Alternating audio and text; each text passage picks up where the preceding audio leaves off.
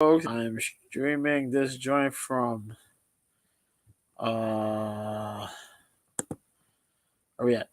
YouTube, Twitch, and of course OK Live. Boy Mr. B sitting here on this Wednesday, November 8th. Oh boy. Had a busy day today. I had to go see a doctor. It's probably my last appointment as pertaining to what happened to me a few weeks ago, nearly a month ago. Um, I went to go see an old doctor of mine. Get a little checkup. This joint was pretty cool. After seeing my doctor before that, a lot of things kind of just get a clearance and see where I'm at. Everything seems to be good, so I'm happy for that. I don't see no doctor really for the rest of the year. Unless I want to. I gotta make an appointment. But the majority of the doctor's appointments I have from will be mostly next year. So I'm glad for that. I hope you guys have had a good week so far. The weather's been kind of weird over here. We've got some warmer days, which is just surprising, but because it's fall. It's near winter, it's cold, but we've had some warm days, which is, as I mentioned, is odd. I've been good. Work has been crazy because I was out for a minute, but we're back, and that's pretty cool. It's been good. But other than that,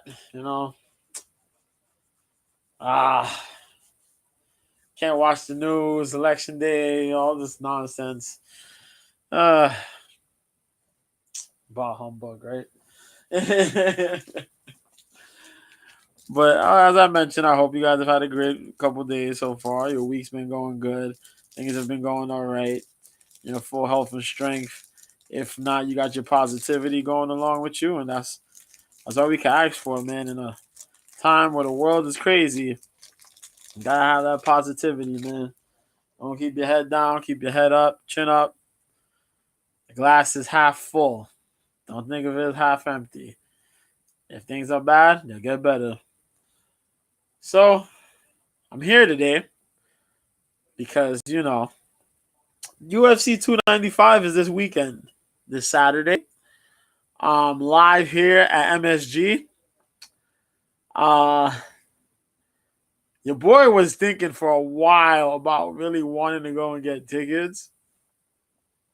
Then you hear John Jones got injured. And you're like, shit. The prices for those tickets originally were going to be through the roof. Crazy style. But John had the injury. I mentioned it. Stipe. He didn't want to take an interim fight.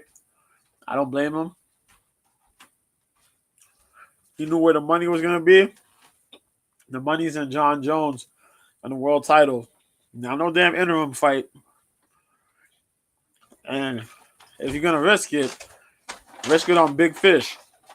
So, because of that, you have the Aspinall, Pavlovich fight. And that's that. So, ticket prices are going to be probably 30% less. I'll say probably anywhere between 30. Let's be on the safe side. Let's say between 20 and 40% less than what they originally were. As I mentioned, they're trying to charge 6 figures for a front row seat, which is wild.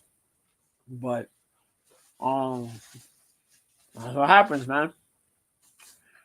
So let's go into last week. Last week we had one fighting championships. I want to talk about it because there was a lot going on last week. I didn't even put it up here, but it's in my mind. BKFC had an event on Friday, last week Friday, and they had an event on Saturday. The one on Saturday I was remembering. It was Buakar versus Sign Chai. But it slipped my mind. I really wanted to see it. It happened on Saturday morning. So I got to watch that on OK Live. Um, if you're trying to catch that, you can catch that. Uh, Buakar beat Sign Chai. It was a bare knuckle. It's a traditional Muay Thai fight. Let's say that. Traditional Muay Thai, bare knuckle. It was like kickboxer, pretty much. When John Claude Van Damme fought Tom Poe, minus the broken glass. Yeah. But it was a good fight. The rest of the fights were just straight up bare knuckle fights. They were good. Couple finishes that were pretty good. Uh, One. That's what I was gonna. I totally flew up the coop. So one had an event on Friday. One always has their morning events, which are primarily mostly kickboxing, some Muay Thai and traditional kickboxing. Very few MMA bouts, but Friday night, live on, not on Prime. Was it on Prime? I think it was on Prime. Was it on Prime? Yeah, I was watching this on. Trying to remember if it was on Prime that we was watching this. Yeah, it was on Prime. Why the hell I was trying to remember? Like, when I watched this on Prime, was it on Prime? No. The bare knuckle BKFC Thailand was on YouTube on Fubo Sports, so you could catch that on Fubo Sports, the YouTube channel. Um, but this was on Prime, Amazon Prime. As I mentioned, there were a couple bouts on here.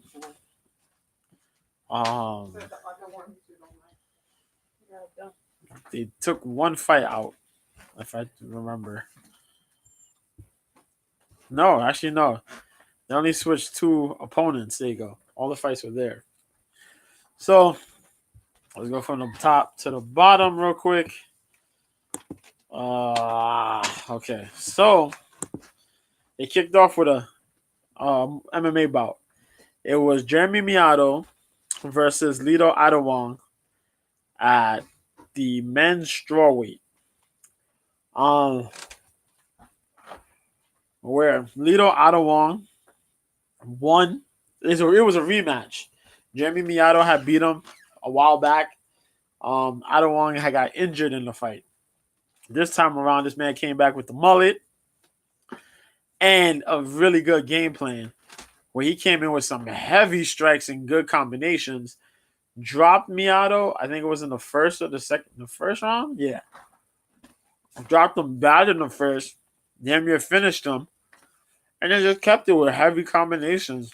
Miato didn't really take off until the third round, but by then it was too late. Adewang won. The boy had the power, man. They had Supergirl and Jarunsak versus Christina Morales. Now I didn't really know Morales. Supergirl. I keep saying Supergirl. Yeah, I'm right. Supergirl.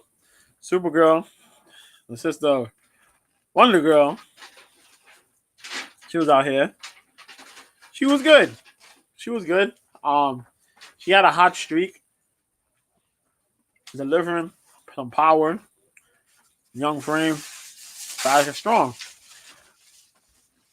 Christina Morales came out. They came out with a good plan. This was a kickboxing bout. And Morales came out, foot on the gas, And all she did was just throw combinations. This girl was a multiple-time champion, current ISKA kickboxing champ. She went out there, man. She went out there and put all sorts of combinations on Supergirl. Now, Supergirl was trying to land back early.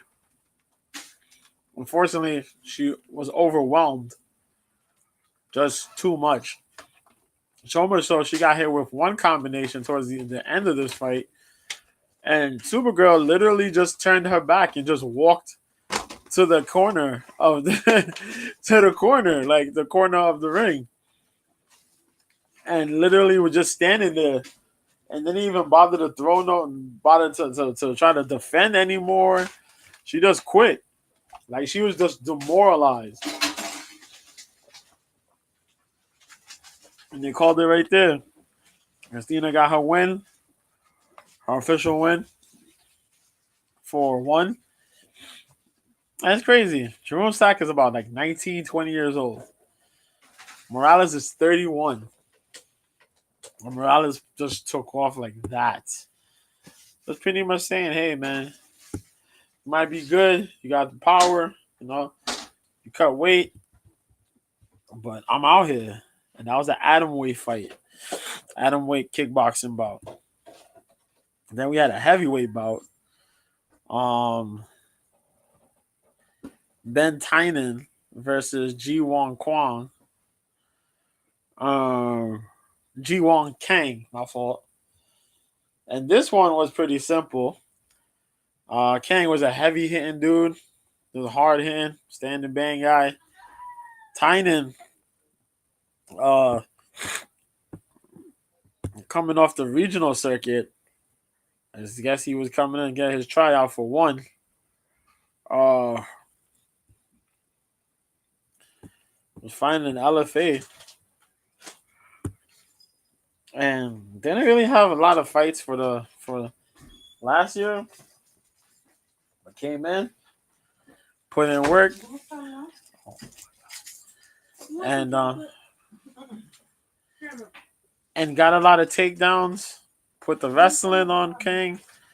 Kept King pinned down. Used a lot of ground and pound. King did get up and defend some of the takedowns. He got back up. He tried to throw some big shots. He was a little successful in like the second round. A little bit in the third. Not really that successful, but it was like, I'm throwing a little something. I can get this. But ended up getting taken down anyway.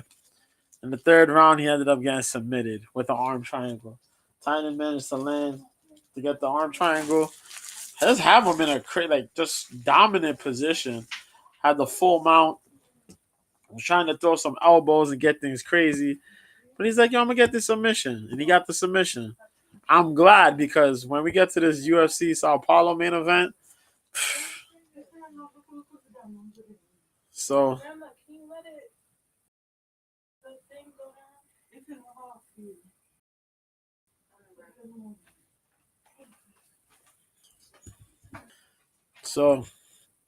Tynan got his win, his debut.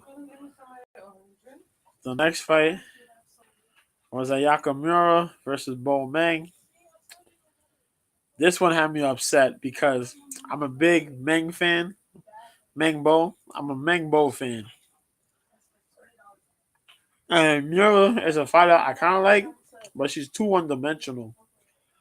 Boy, oh boy. Bo Meng came in. Bo Meng threw a good shot. Bo Meng got her neck grabbed by Yakamura. She had the headlock throw. Bo defended it well. Was in top position for a minute. While Ayaka had the lock on still. Bo was hanging on. But I just don't know how Miura managed to muscle that thing. Bo got a little too excited. Ended up getting thrown over. Miura got the headlock down. Now look for the scarf hold pretty much. Now look to put the straight arm barricade Americana to lock the arm between the legs. And next thing you know, Bowman's tapping. 2 minutes, 9 seconds. Bowman taps. I was beyond upset. I'm like, my girl, Bo, you should know better. You should know better. How you get caught? The girl got one move. That's her one move. She's 12-5 now. Her one move is that.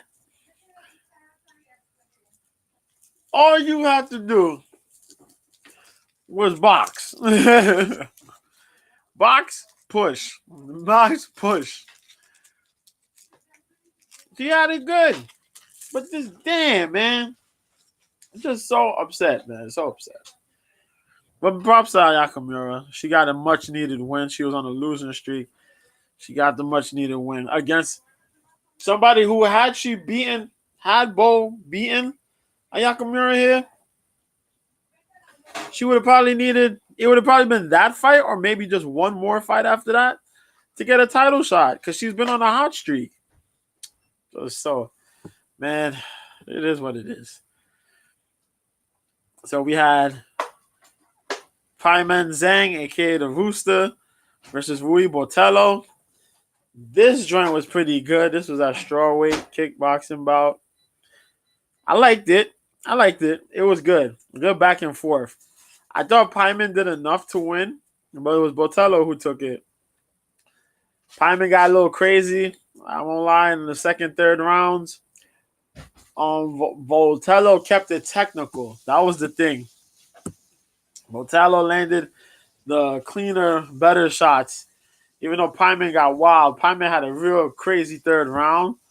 But I think him getting aggressive and excited and getting the fans riled up to have the battle, he took too much shots. That's all it was. But it was a very good fight between the two. Nice exchanges of kicks and punches, but mainly the kicks. Zhang threw like 4 straight up switch kicks, which was crazy in a row. Botello had some really good sneaky counters. I like that. What it was a good fight. Sorry, I'm eating some chocolate. But yeah, Botello won split decision. The next fight, Musini Chafi fought Sensamat Clinme. Clinme fought for the title a little while back against what's my dude's name? Oh my god. How I always forget this dude's name, man. Reagan Ursel. There you go. He fought Reagan Ursel a while ago. Yeah, he had one by he fought Vitor Teixeira. But yeah, it's been a while. So came back, fought this dude. This fight was pretty dope. This was a good back and forth. Chaffee had a good Chaffee's build is crazy. Chaffee got these insane long looking legs and looking like he got a small torso. But the rest just crazy. But he was throwing these insane kicks. Clemley was looking for the big bangers. Then the elbows. I like the elbows.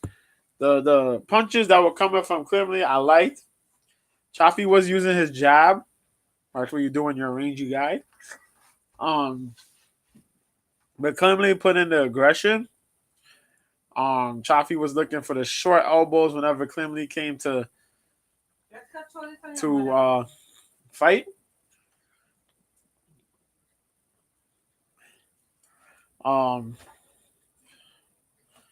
So it was pretty dope.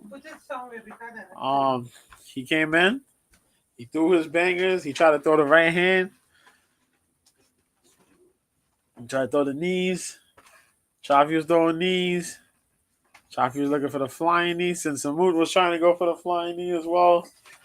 Good big kicks, just big power coming from Clinton.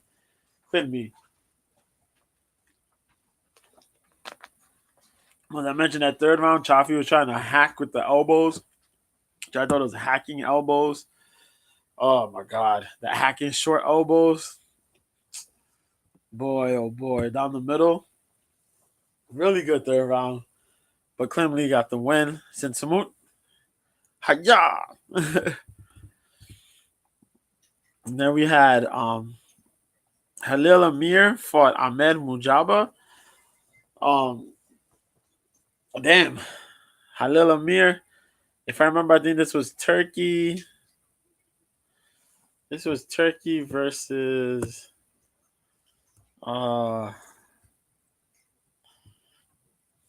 Pakistan. There you go.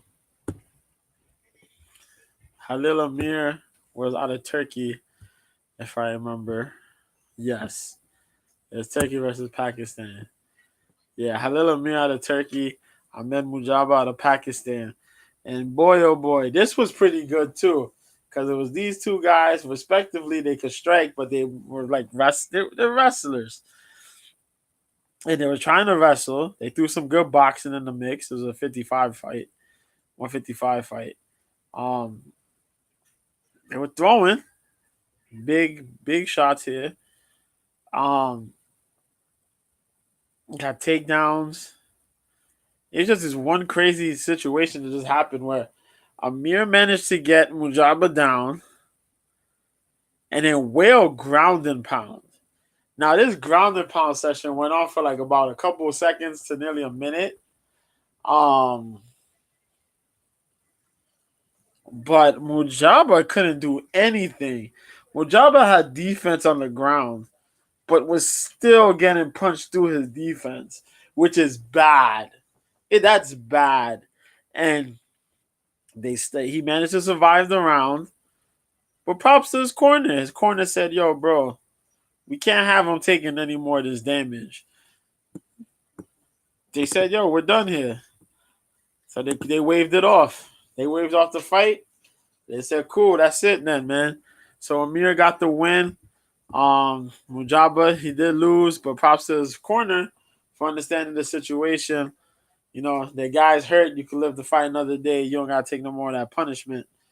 And trust me, those that ground and pound was shit. Saiksan Kamwang for Kareem Banui. Seksan won. This was pretty simple. It was a Muay Thai bout. This was a catchweight 140-pound fight. It is what it is. Seksan was the better, cleaner fighter, technical fighter over Banui. Banui came in at late notice, so you know what I mean? You wasn't gonna expect much. He'll be in there and he'll be game, but you got a guy who was on a full camp. He was out here. So he went out there, he played a technical game. Played technical Muay Thai, good kicks, powerful kicks, stay in range, do what you gotta do. When it gets close up, do what you gotta do. He did what he did. You have to win.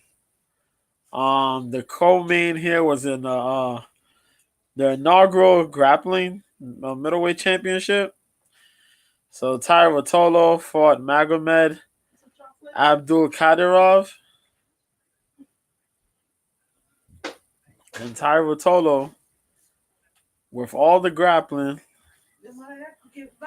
insane grappling for the most part,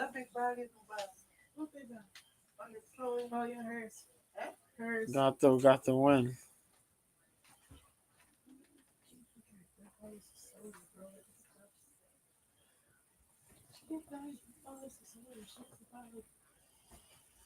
Because it's on sale.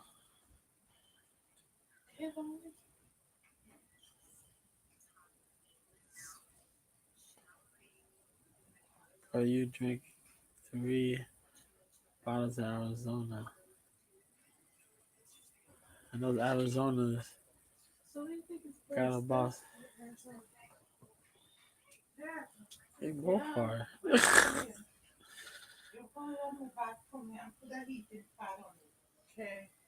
Want some chocolate? Come on. Yeah, girl.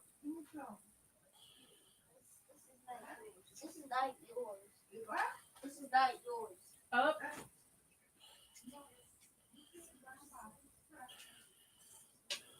Hey, then you know that's not yours. But yeah, Tyrotolo managed to get the win. He put himself in some good positions. He attacked with submissions. He got caught, but he managed to switch up and get himself in good position. He was mainly the attacker for majority of the fight, even though it went to a decision. And grappling's a very interesting sport. Very interesting because you know how you can manage to be you could be defensive and still be offensive at the same time, and how quick things could just change in just one move, one transition. So, you know, Abdul did get the Magomed did get the leg. Ty managed to escape. Ty had a crazy lock. Magomed tried to get to escape. Ty was taking the back. Ty had a full mount. Ty was like in really good positions, but Magomed managed to defend well. Make it to 10 minutes. That was it. It is what it is. Dominance. So Tyro Tolo's your new champ, the inaugural champ. That's what it is. Then the main event was Jonathan Haggerty versus Fabricio de Andrade. Jonathan Haggerty being the Muay Thai champ for one. Fabricio de Andrade being the MMA champ. Both of them bantamweights fighting for the bantamweight kickboxing championship. And for what it was good. It was good. But man, oh man, Haggerty was on a mission, man. God fucking damn. And that man landed when he needed to. You see the aggression before with both of them. But it's just that Haggerty showed like, yo, you're in my sport. Like, I do this shit. Like, you do this. But like, yo, I'm really here and I really, really do this shit. And that's what he wanted to show. And he got it done. He got it done. He went out there and he put that man Andrade on his butt. Andrade got dropped bad in the second and tried to get up. He got up like, you know what I mean? Like he been drinking blue ribbons all day, all night. He's like, oh, the ref said, nah, buddy, you ain't. Because let me tell you, the way he got dropped, had he got back up and they let Haggerty go in again, let him continue, Haggerty would have finished him. They would have been head kick city. And Andrade would have been gone. But it wasn't that way. And Haggerty ended up becoming two sport champ. Now he's a dual champ, holding both the Muay Thai and the kickboxing, won championships. Big things, big things. Shout out to the man. Shout out to the Englishman. But yeah, UFC happened. Boy, oh boy, UFC happened. UFC happened. The Sao Paulo card, man. The Sao fucking Paulo card. We lost 2 fights before the card started.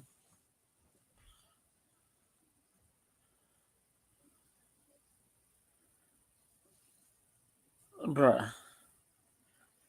Bonfimous, wait, so we lost that.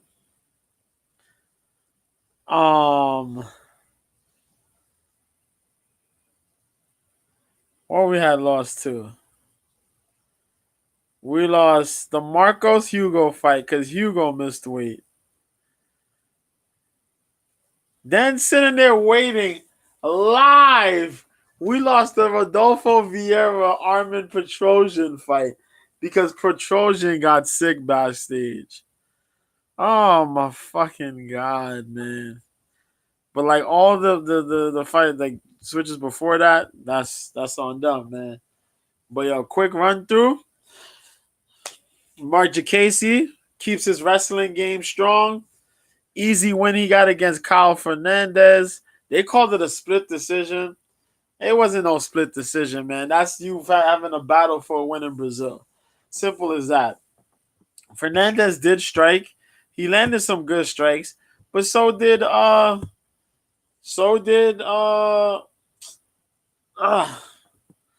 Mark Jacasey.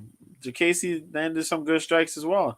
But Jacasey had a lot of control time. He put in a lot of control time, a lot of wrestling against the cage, good takedowns. He did his thing. It shouldn't have been a split decision. It should have been a unanimous decision. But it is what it is because you got to battle Brazil. The next fight, Montserrat Ruiz fought Eduardo Mora. Mora had missed um by 3.5. You would say 4, and you would say 4 pounds or 4.5, but they give you the extra pound max, so it was like 116. So I say 3.5. But Eduardo missed the weight. They made it a catch weight, but fucking goddamn. There was no way Ruiz was gonna win that shit. Mora looked one whole weight class bigger than Montserrat. I feel bad. Ruiz Ruiz looked so small compared to Mora. My God. Mora just dominated. It was just, I'm going to get this takedown. I'm going to beat you up. And that's what she did. She beat her up. She beat her up on the feet. She beat her up with the takedowns. She got that shit. Eventually, she got a ground. She got a top mount. She was in full mount. She reigned on ground and pound. Beat Ruiz. Ruiz took this fight, making a catchweight bout. I don't fucking know why. He should have just said no. I can't do that shit. Oh no. Well, I don't know if she got compensated, but shit, man. Shit. Yeah, she got compensated. She got a percentage. But I don't really know because they agreed on a catch weight, so shit is crazy. That couldn't have been me. I'd have been like, yo, fuck you, man. I abide by the rules. You didn't. Angela Hill fought Denise Gomes. As I mentioned yesterday, I wanted to get I wanted well, not yesterday, last week. I wanted Hill to win. It was gonna be a tough fight, but damn it, Hill got it done. Shout out to Denise Gomes. She cut her hair. She was out there. She was throwing some bombs, boy. That girl could bang. But as I mentioned, Angela Hill fought with some of the best, and she fought with somebody similar to Denise Gomes and Jessica Andrade. Um, So, you have a lot of experience. You go out there, you do what you got to do. And she implemented some wrestling in here, man. And I was very surprised. She put the wrestling chops on there. She threw it with the strikes. She got to learn to put more power into her shots. But she threw with the volume. She put in good volume. And she managed to light up Gomes and mix it up with the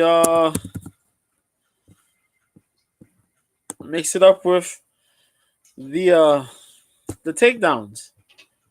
So big props to her. Well, let me go. Let me see if I can pull it up real quick. Yeah, she mixed up her stuff. God, I can't even show that. That's 57 of 5. What the fuck? Yeah, 76 to 52.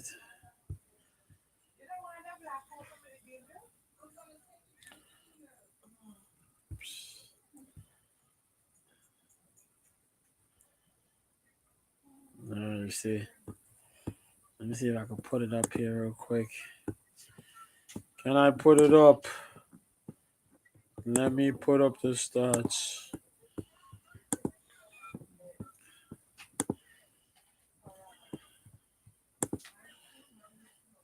Oh shoot.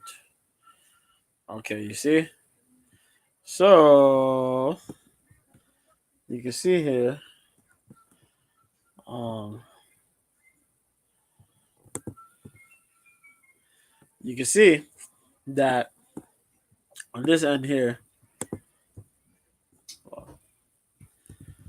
you can see the signature strikes from the top, the total strikes, the significant strikes. See, total strikes was 96 of 153. Denise Gomes landed 111 of 203. So the landing percentages are a little higher because you throw less but land more. And you also see the control right there. The control, CTRL. You see that 8 minutes and 3 seconds of control time in a 15-minute fight compared to Denise Gomes' minute and 3. You see the significant strikes there. And that's what it was. Angela Hill was boogieing. Gomes threw some big shots, man. She tried to throw a lot of big shots.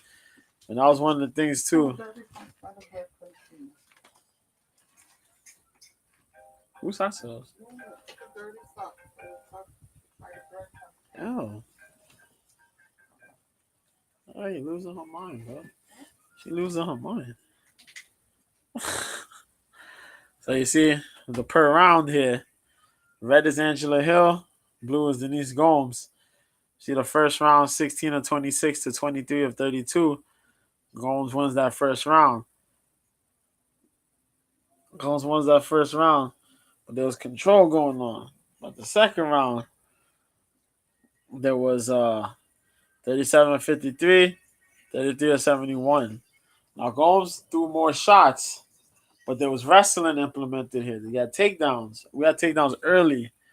We had a takedown by Hill early. At the second round, now Hill edged it on the strikes there. And the third round was the blowout on the strikes from Angela Hill, putting the wrestling back. Big win for Angela Hill, though. I love it. I love to see that. That makes me happy.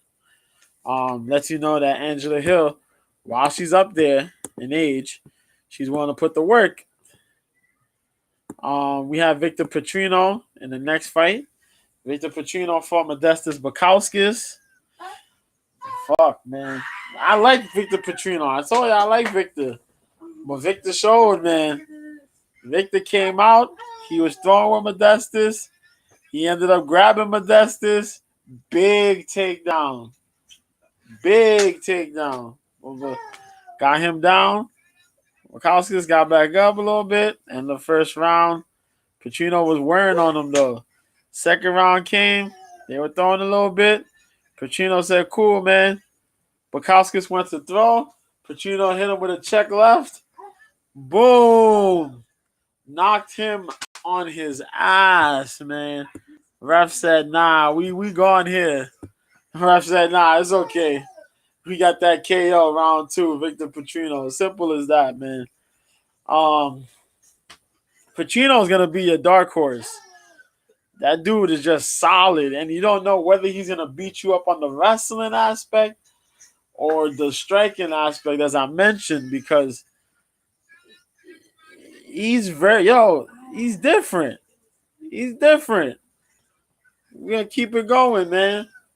Oh, I want him to improve more, though. We see more improvements from him.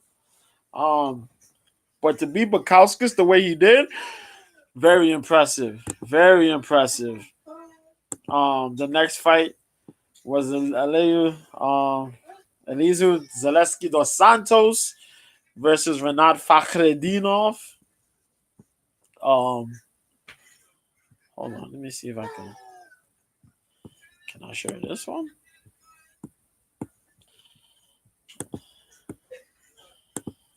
Let me see. Fakhredinov. Renat Fakhredinov. Okay, cancel. That ended in a draw.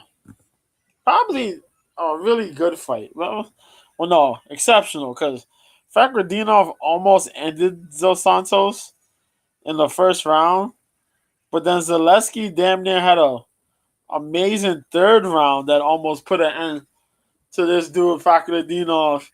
And then the second round was like, we're gonna split it. So they called it a majority draw. Pretty much Fakhretdinov rocked Zaleski, got on him and just wailed on him, but Zaleski managed to weather the storm. Yeah, back in the second round where they were both throwing some really good strikes. Zaleski catching, throwing the leg kicks and mixing it up very well. Fakhretdinov throwing some boxing, but his strikes were just all types of disarray. Because he was throwing regular punches. He threw the little ridge hand type joint with the jab and the right hand. Um, but then he tried to throw like a hammer fist and some extra shit. And it was like, yo, bro, my dude is tired. My dude's just trying to land shit. And then when the third round came, this dude got rocked bad. And then Zaleski got on him and damn near finished him. The toe kick, there you go. He implemented these good push kicks, these front kick, like toe kicks. And he kept on landing the toe kick quite a bit on Fakhretdinov, where Fakhretdinov tried to get pressure and try to bring a little bit of wrestling back in the fight. And he ended up getting caught with quite a couple, and one of them rocked him bad, had him hurt bad, and he just folded. And Zaleski got on him, damn near put the freaking rear naked choke on him. I was like, oh shit, no, no. But they called it a draw. One of the best fights on the. I think that was one of the craziest fights on the card. Yeah, I'll take that in my top 3 fights on the card. Yeah, I'll take that in my top 3. Alvis Brenner caught another body. Kenan Krzyzewski. He was supposed to fight Esteban Ribovics, and he came in for Kenan Krzyzewski instead. Now Krzyzewski was a good guy, man. He beat up my dude from as I mentioned, my dude from you know what I'm trying to say. My dude from Jesus Christ. The New England Cartel, you know, training with Rob Font and Calvin Cater and them guys. He came in here. He was fighting all right. Then he let Brennan catch his rhythm. And as I mentioned, shooter box, motherfucker, you can't sleep on shooter box. Shooter box, man, they put that boy to sleep. Elvis Brenner threw a fucking right hand. Then this dude moved and he buzzed him with the left. The left caught him right around the ear. That man fell face down asleep. I said, God damn, Brenner is a beast. That's 3 wins in a row for Brenner. 2 with the finish. Bruh. What? What? This man's a bad man. Kyle Barrayo got a win against Abus Magomedov. This fight was okay. Yeah, this fight was okay. Nothing really. Actually, there was something really impressive. Kyle Barrayo fought the majority of this fight without takedowns. He decided to fight with the stand-up to test his stand-up against Abus. Now, Kyle did go for some takedowns, but he stopped. He went for the stand-up. Abus was strong early, but just like they say, a third round came, Abus faded. Yo, Kyle Barrayo had the strongest round come the third round. Now, let me pull up them. Let me get them stats, bro. Let's get those stats. Let's pull the stats for this one real quick. Because I didn't. Let's get the stats. Let's get them stats. Let's get them stats. Okay. like to pull the stats. Let's pull those stats. Okay, so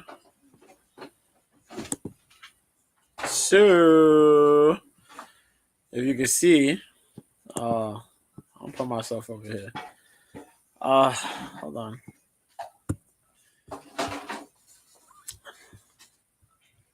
Now we have the totals. Total strike 75 of 126 for Barrio.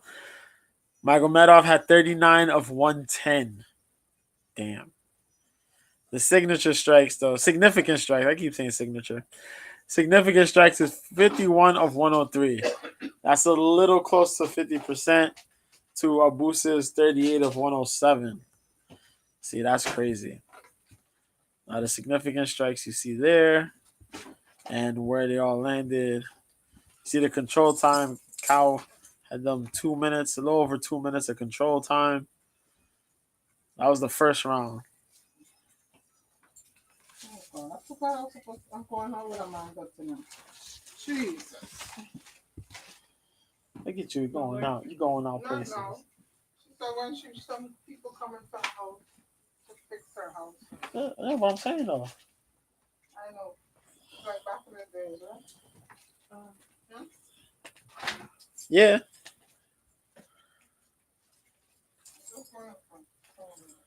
But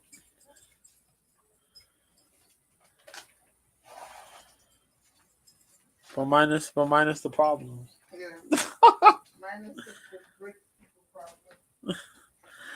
But yeah. So you see, volume wasn't all that crazy. The output wasn't really crazy. That's what I say.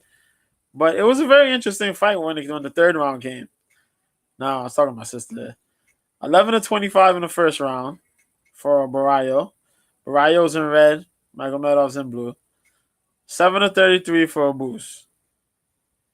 Now round two, we mentioned 21 of 42, 20 of 49 for a boost, 21 of 42 for Kyle. This round was good because Abus was throwing a lot more. As I mentioned, he has those two strong rounds. He put in a lot more effort in the second round.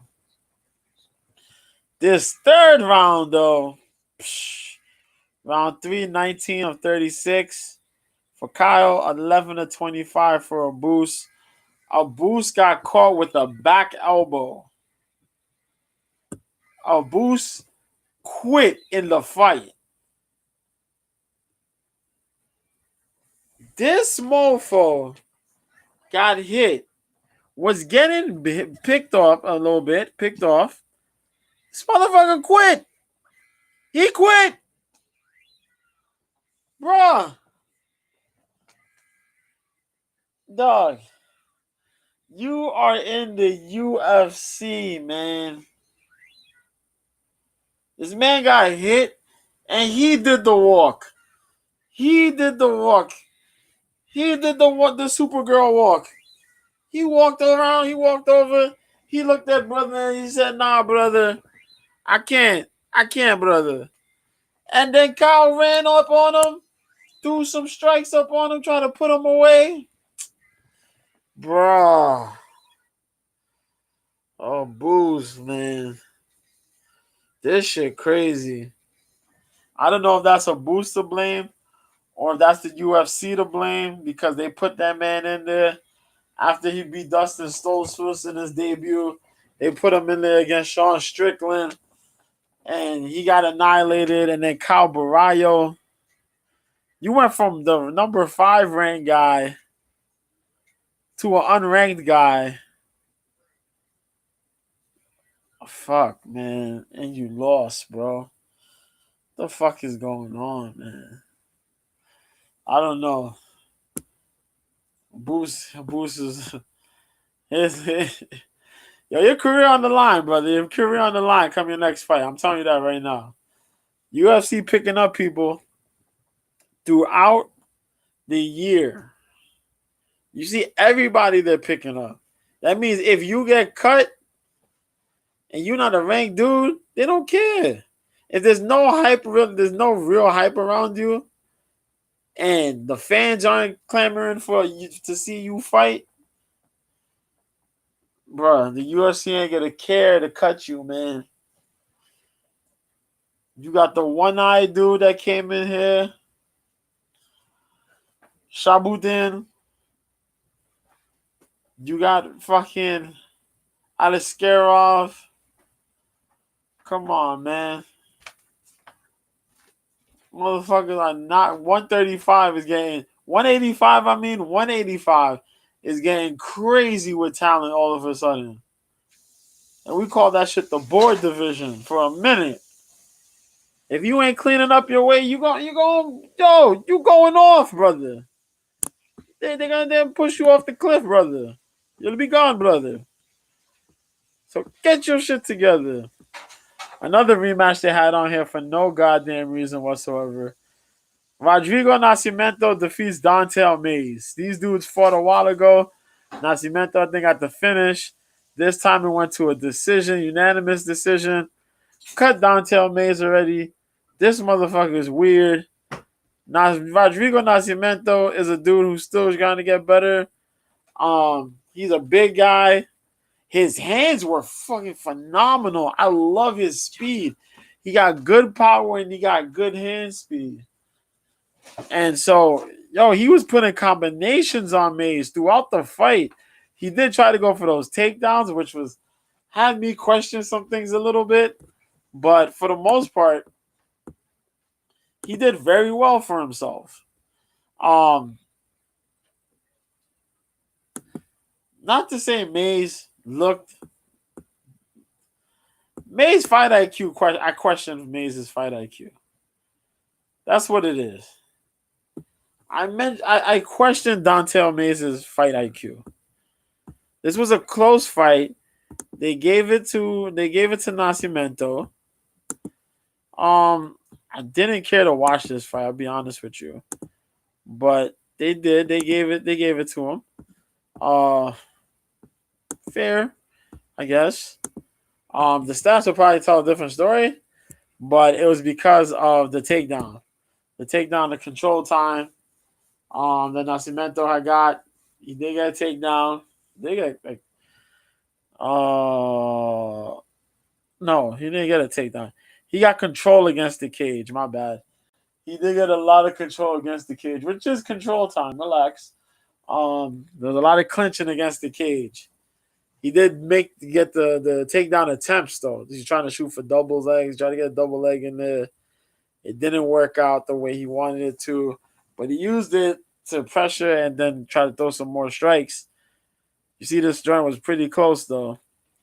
91 of 180 in total strikes. Mays threw landed 105 of 190.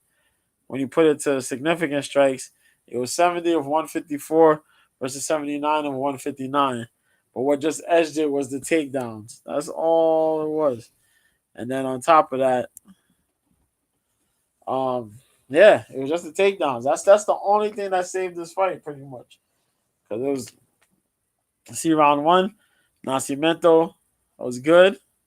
The second round, 33 of 69, 28 of 60 for Mays. The second round, 20 of 40, 23 of 50. Mays had that on the striking, but as I mentioned, the control. Round three was definitely Mays, 28 of 49 to 17 of 45. But Nascimento managed to do enough in the first two rounds, which a lot of us looked at it and said, yeah, he had that first two rounds. Mays is just a very awkward fucking guy. And I still don't understand. You train at Jackson Wink. You train with John Jones. What the fuck are you doing?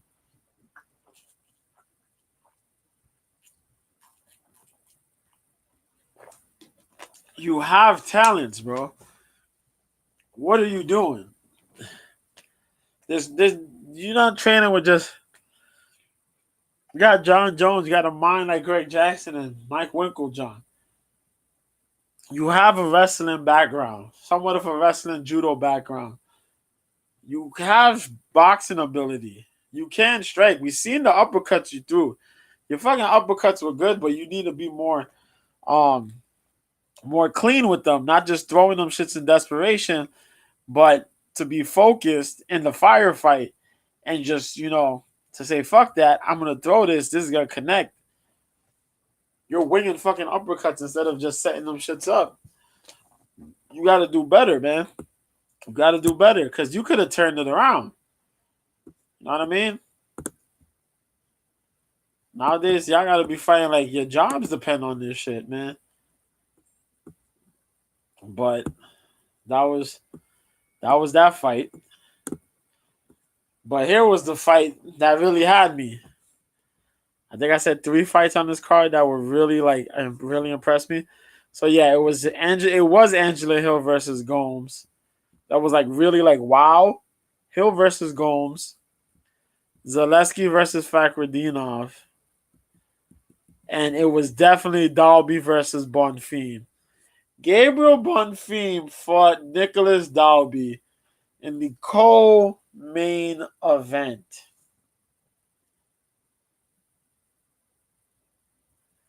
Gabriel Bonfim had a hell of a first round.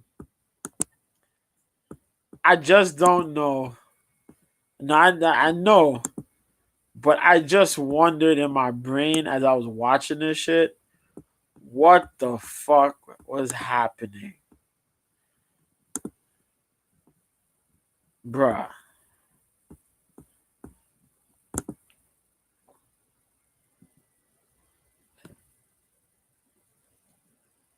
Gabriel Bonfim, 47 of 103 total strikes.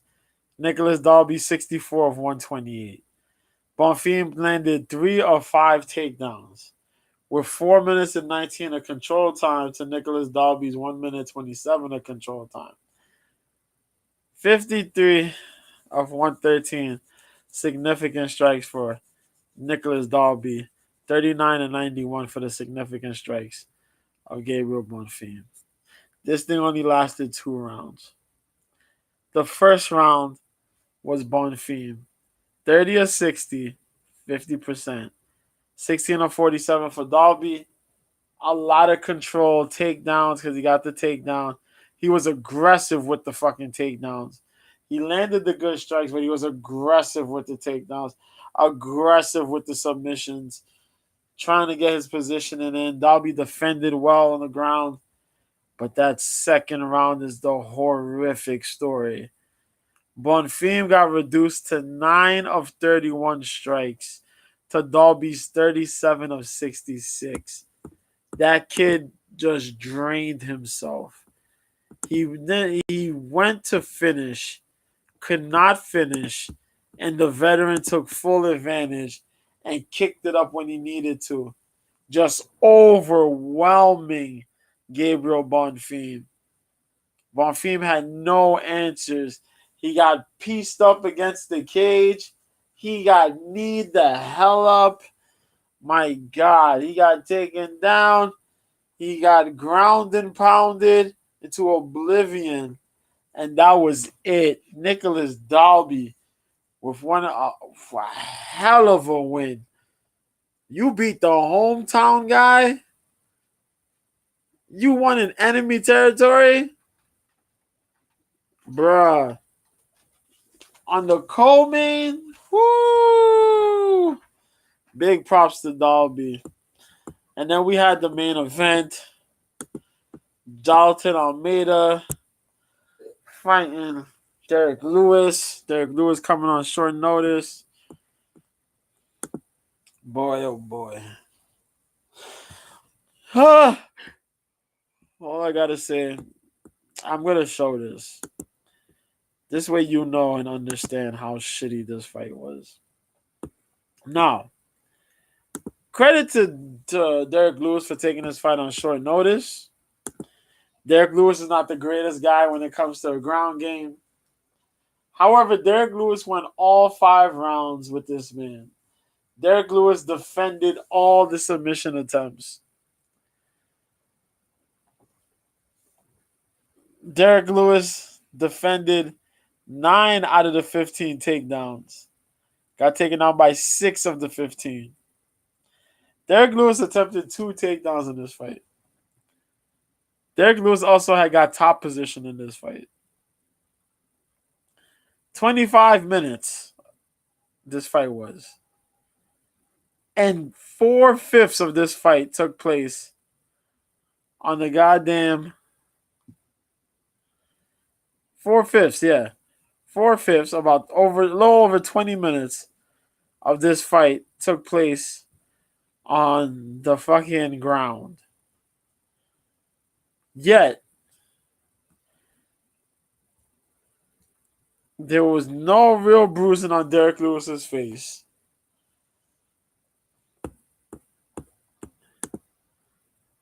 All this ground and pound ability you could have on this fight.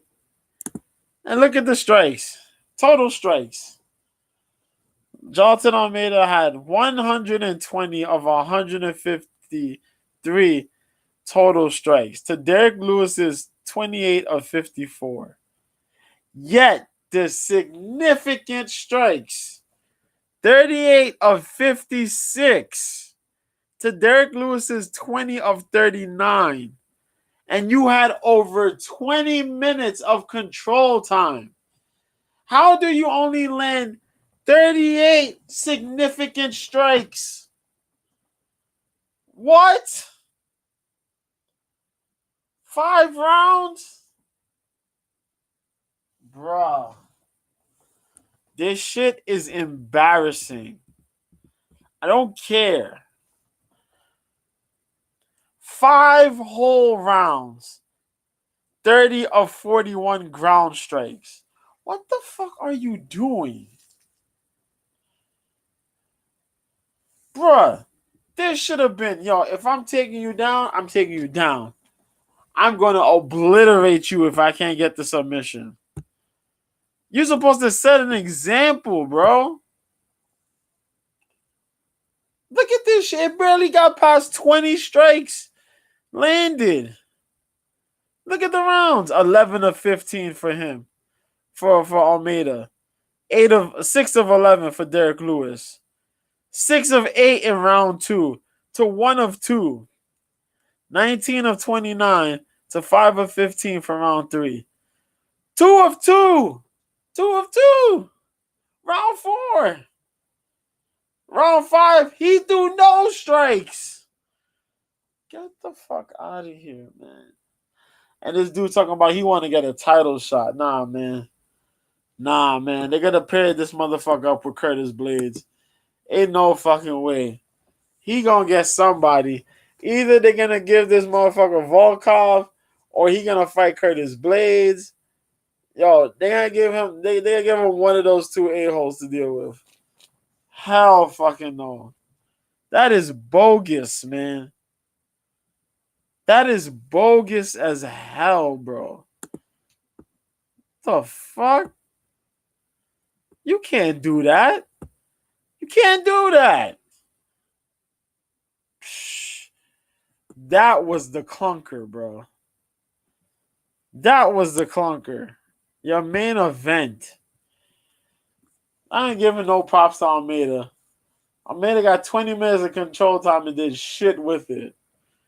You didn't even bruise the dude that you facing. I know somebody's going to say, well, GSP was fucking hurting motherfuckers and making people go, oh my God. He beat up Josh Koscheck. You see Josh Koscheck's eye? Whole swollen nugget. He embarrassed Jake Shields because Jake Shields trained with Nick and Nate Diaz and still don't know how to box properly. That shit crazy. You train with Gilbert Melendez. You all got heads. What the hell are you doing? That shit is out of pocket, man. That shit's out of pocket. I don't give a fuck. That's out of pocket. Jesus Christ, that's so out of pocket. Efe Jagba got a win.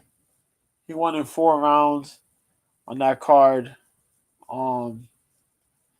Cordina fought that cat. The young cat, that dude did good. Cordina won, but the kid did good. You got to check out those 2 fights.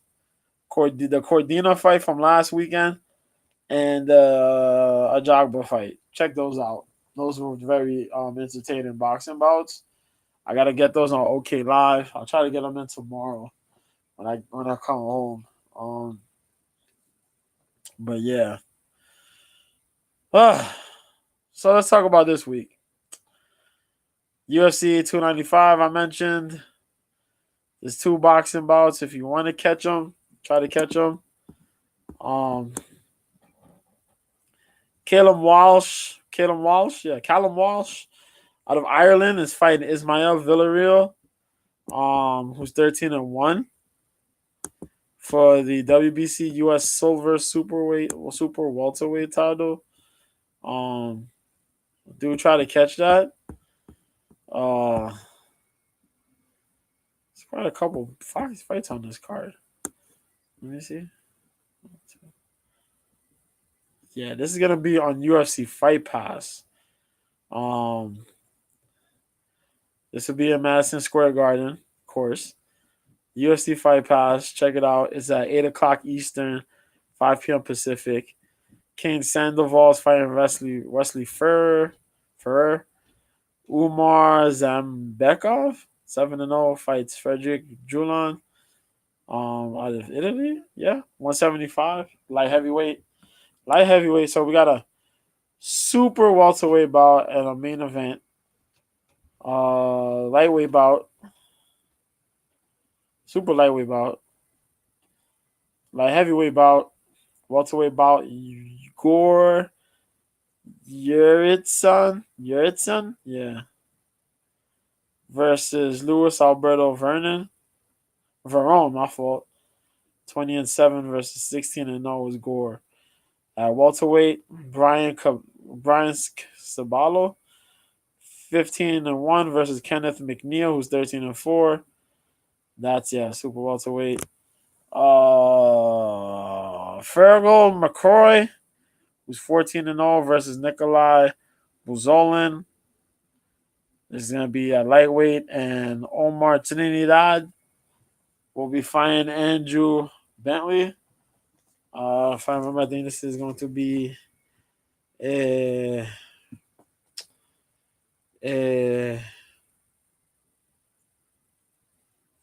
super.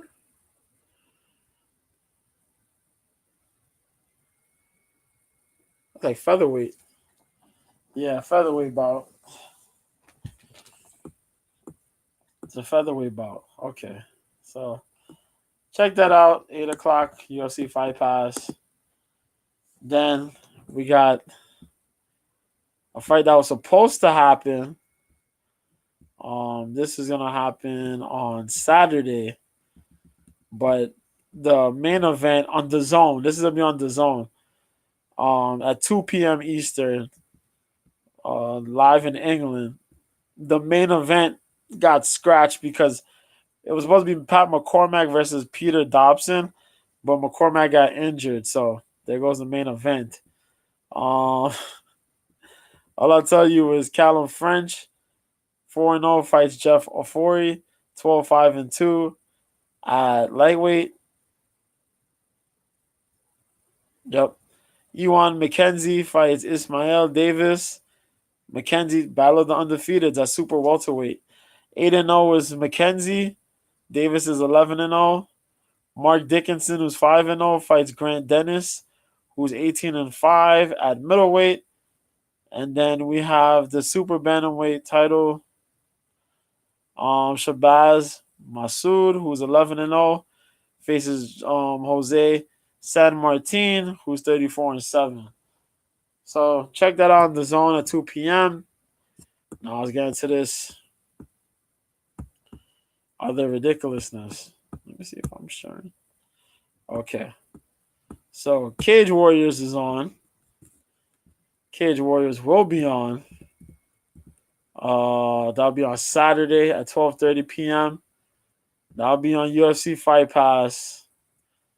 Both the prelims and the main card will be on UFC Fight Pass. Live in London, England. Omiel Brown, who's 6-2, will be fighting Giannis Bachar. 8-2. Let me see. I forget that flag. God, and I know I'm gonna Greece. Yeah, see, Michaelidis, that dude Michaelidis that fought in the UFC comes with that flag. I knew it was a Greece flag. God damn it. Welterweight title. He's 8-2. Darren Stewart's in the co-main event against Edilson Franca. Stewart, 15-9, former UFC veteran, MMA veteran in general, trying to fight his way back, fighting the 10-8 Edilson Franca. Jimmy Quinn will be fighting his second fight against Tom Wright, who's 0-1 at bantamweight. The fuck. You see these at the pro, they don't have pro fights like that, but their amateur records are fucking long as crap.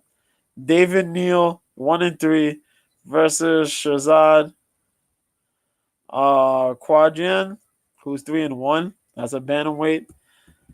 Tom Creasy, who's 5-1, will be fighting Amir Melekpour, Sweden, who's 5-2. Creasy's 5-1 in London. Da Silva, 5-0. Gerardo Fanny out of the Netherlands. He was be 13-3. That's a flyweight bout. Will Curry continues his run, 10-3. I like that kid. Good kickboxing, nice finishing ability.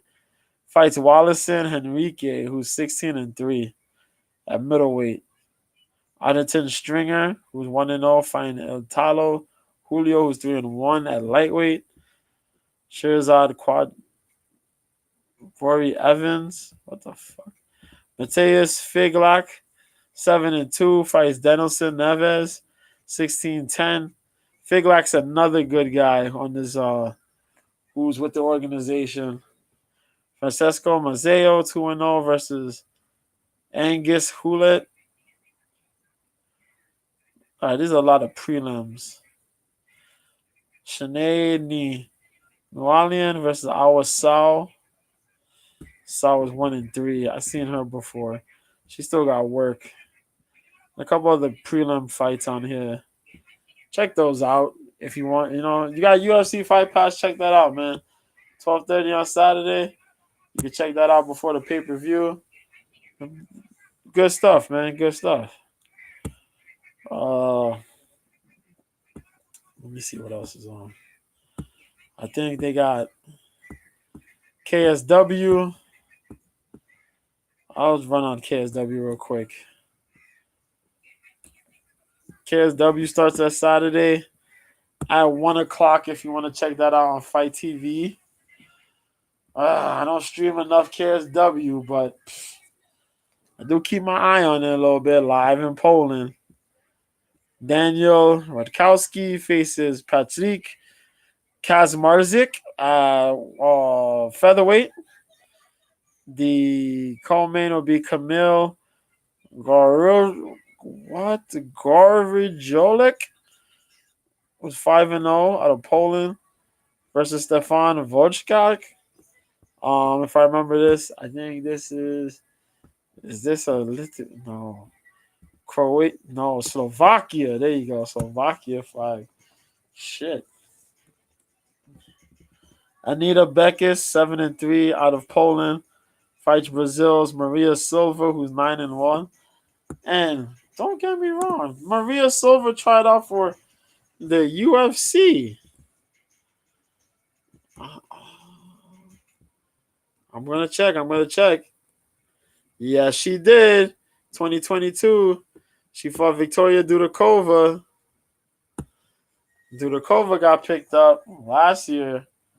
Yup. I remember. Albert, I don't remember. I don't forget faces like that.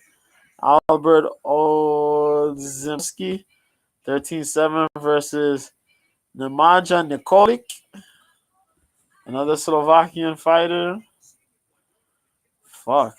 There's a lot of names on here. Luis Henrique da Silva's fighting here at light heavyweight, formerly UFC fighter. Um, yeah, if you got the time to pay, I think it's about like what $20 to check this out on Fight TV. Go ahead, man. Take your time and go check it out. Some good shit, man. Good shit. Good shit, man. Good shit. But we here for UFC. Do you want to hear me talk about it? So we'll talk about it live from the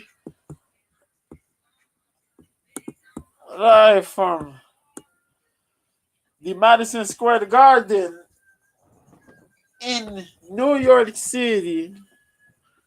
We got UFC, man. UFC, can't believe it. UFC. Now, I think I can.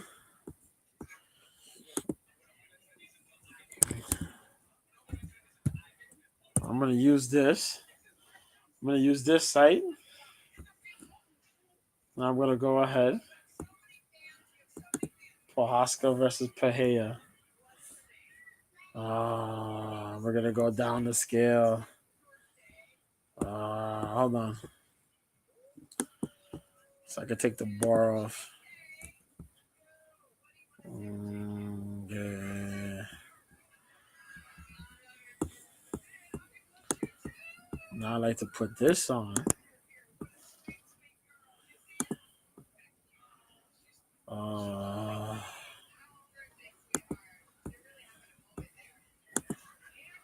So,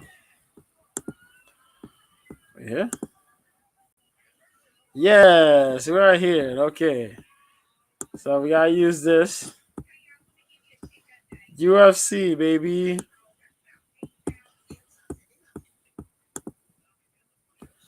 UFC 295, baby. As I mentioned, 6 o'clock Eastern, 3 p.m. Pacific. 13 fights. So the prelims will start at 6. Yes, indeed. There'll be 2 fights, I guess, then. Yeah. No, 13, so it's 5. So it'll be 4 fights on the prelims. You can catch the early prelims. You can catch the prelims on UFC Fight Pass, I think. The early prelims. UFC Fight Pass, ESPN. They'll have airing on ESPN and ESPN Plus. You can catch those, I think. No. You'll catch the early prelims. ESPN Plus and UFC Fight Pass. You'll catch the early prelims. The prelims you'll catch on ESPN and ESPN Plus. The main card you got to buy pay-per-view. There you go. 13 fights. Let's get into it. So we got Dennis Bazooka versus the dude Jamal Emmers. You see that here in the bottom. I don't want to do the craziness. You guys can look and check yourselves, man. Bazooka, 13-3. 26 years old, 5'9", with the 70.5-inch reach, representing the Staten Island area, Serra-Longo and Whiteman team, man. 5 wins by finish. 4 due to strikes, 1 by submission, 6 decision wins. Only losses are by decision. And he lost his debut against Sean Woodson. If I remember, I think he missed weight. I think he missed weight. Either him or Sean missed weight. But he lost. He lost that fight. Woodson's a tough guy to just walk in there trying to fight the way you fight. But before that, he was on a really good streak. I think it was a 7-fight win streak. He was doing pretty good for himself. He got good kickboxing, but he's just a little too aggressive, if you ask me. He's going up against Jamal Emmers. Now, Emmers is a good wrestler. He's put himself together. He was 19 and 7. He comes in. Come on. 19-7, pretty. He's 34 years old, 5'10", with the 74-inch reach, coming out of Pinnacle. A lot of good guys train at Pinnacle. He got 10 wins by finish, 7 by strikes, 3 by submission, 9 wins by decision. He's lost to strikes twice, got subbed twice, and 3 decision losses. Last time he lost against Jack Jensen by split decision, which I think they did that shit wrong, but only because that was a bad decision. That was a real bad fucking decision. Emirates did enough to win that fight, but they cheated him out of it. In his last 3, yeah, he's been alternating between wins and losses in his last 3.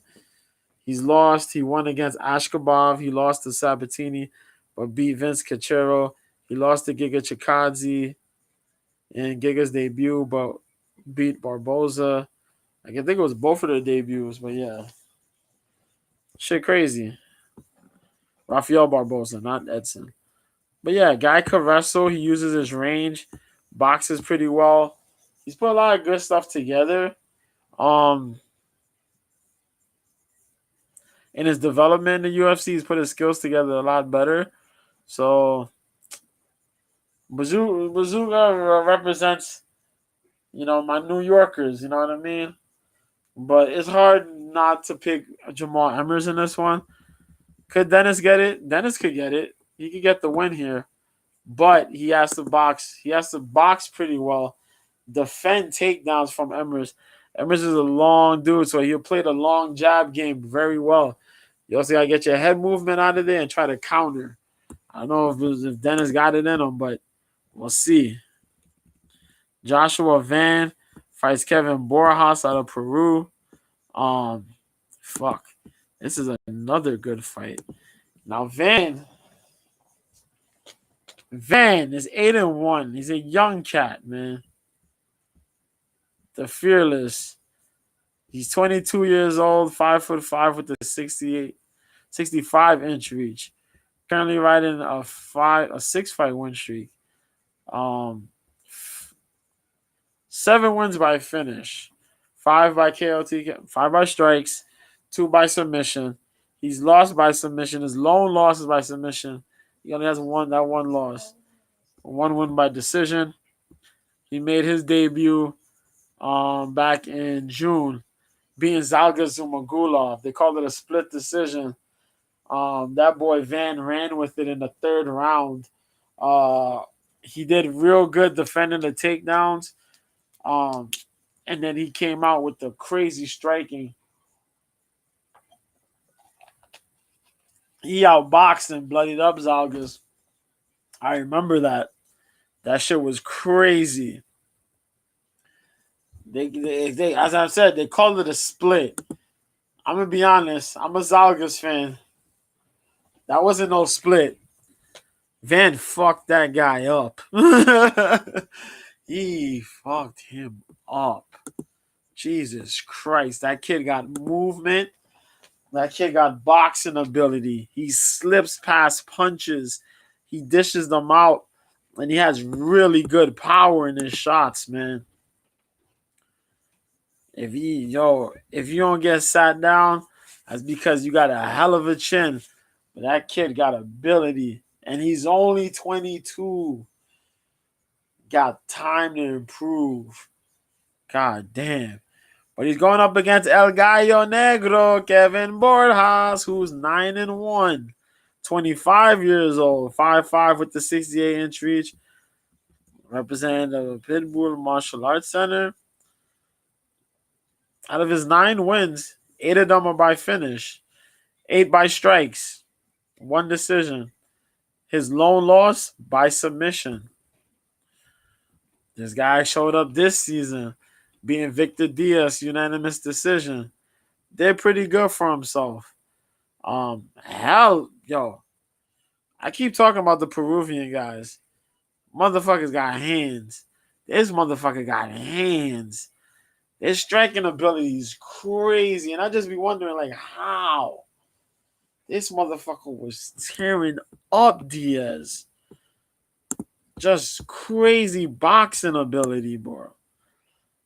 And even though I say it because they had the time during COVID to get better, they just united and said, yo, we're going to get nice. We're going to get real nice out here. So they just trained together and they just used whatever they had and just did that shit like a community because this motherfucker is good. And this matchup makes total sense because they both got that style where they're willing to sit there in the pocket, wild the fuck out. They got good ability. They're both young cats. They got good ability to slip and land shots, good solid chins. Fuck, man, this is a damn good fight. Do you take Van or do you take Borjas? Oh, shit. I'll put a question mark on that one. That's too risky to make a pick. John Castaneda versus Kung Ho Kang. Oh, Kang's an underdog? Oh, that's wild. That's wild. I'm going to have to check that out. First of all, John Castaneda. They call him Sexy Mexi, 20-6. 31 years old, 5'6" with the 71 in reach. This boy pretty good, man. Castaneda got 14 wins by finish, 7 by strikes, 7 by submission, 6 wins by decision. He's been stopped by strikes twice, and 4 of his losses come by decision. He's on a 2-fight win streak. No, 1-fight win streak. He beat Muin Gaffarov. Yeah, Daniel Santos stopped him in the second round. But he beat Miles Johns. He submitted Miles Johns, which is a big accomplishment. He beat Eddie Wineland. Nathaniel Wood pieced him up good. Marcelo Rojo got a win on him. Oh, girl, I was going to come. I forgot. I'm sorry. But, yeah. I was going to come, but I didn't. Castaneda's good, man. He's well-rounded. I just said it. He's pretty well-rounded. She went out with Amanda. I thought she wasn't going out. That good. She was After she going out, no. She said she forgot. Amanda told her. She put her tricks. So, yeah,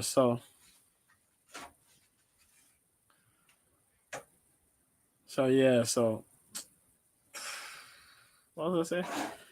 Yeah, the guy's well-rounded. He got a pretty good chin. He got a pretty good chin. It holds up pretty well. He knows how to dig down deep to get certain wins. He got good ability. If you just overwhelm him, though, you got him. Kyung Ho Kang. Where's Nicole? They must have eaten it. Where's Nicole? I didn't. Mommy, if I put everything out there and they eat it, what am I supposed to do? Nicole said hello. Huh? Nicole ate already. No, they just come in and see this rice in this bowl. You eat the rice up in this bowl. I only touched the white one. I know they're not touched that. I just see the rice in this bowl here when they come out.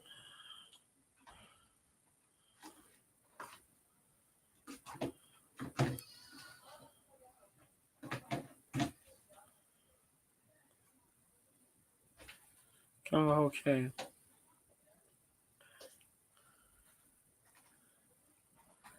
Mr. Perfect. 19-9. He's 36 years old, 5'9" with a 73-inch reach.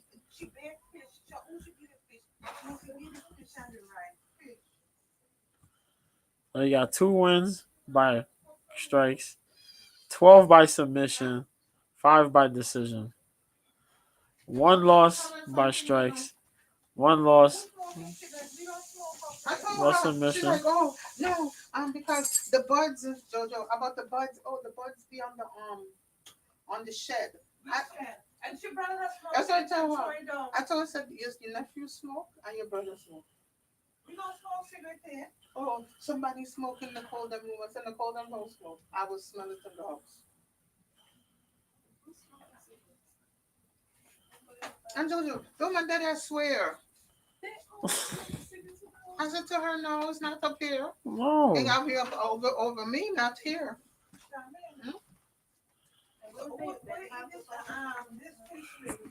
There's potato. I don't know if it's warm. I left it there for you. I didn't see it yet. I left it in the oven. It didn't come up. Decision. Yeah, so 5 wins by decision. And 6 you left losses. this is yours? You left about bread bucket. Where's it, Jojo? No, I said I don't know. I'm trying to do this thing here, and everybody just. I told her, but the lady died at Jojo. And I swear. I'm not listening. Yeah, where we going to? Oh, the weed is off. So yeah, the medicinal. Yeah, for medicinal purposes. Of the non-bat draw. Yeah, so he's on a 2-fight win streak. But yeah, no, Jessica's asking me. Yeah. So.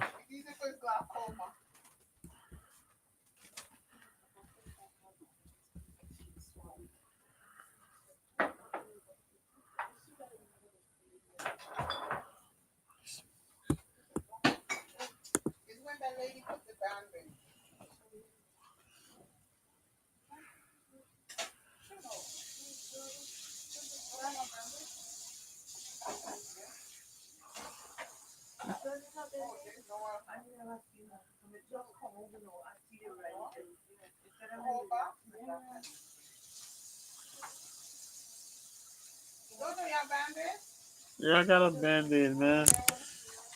But I'm trying to just do this thing here. I can't deal in peace, bro. Anyway, yeah, man. So pretty much here, Castaneda got to stay on his feet, use the boxing combinations, avoid the takedown ability of King. That's kind of hard though, because King. What? Did you eat any rice? Black rice? A little bit. Why? Because the rice was so beautiful. She ate it before you came home. She ate before you came home, though. She ate before you came home. I ate before you came home. I'm telling you, I ate before you came home, so. Your stomach didn't disclose anything about black rice. I didn't know what rice you ate when I came home.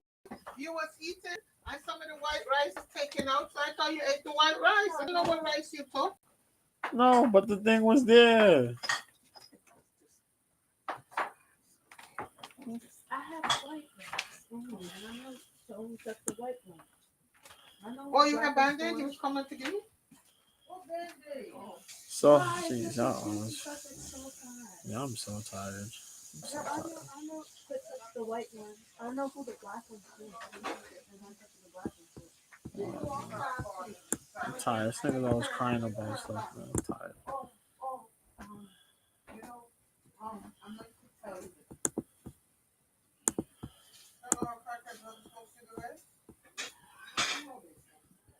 Okay, they should have smoked it on the 2000. So nobody needs smoke cigarette.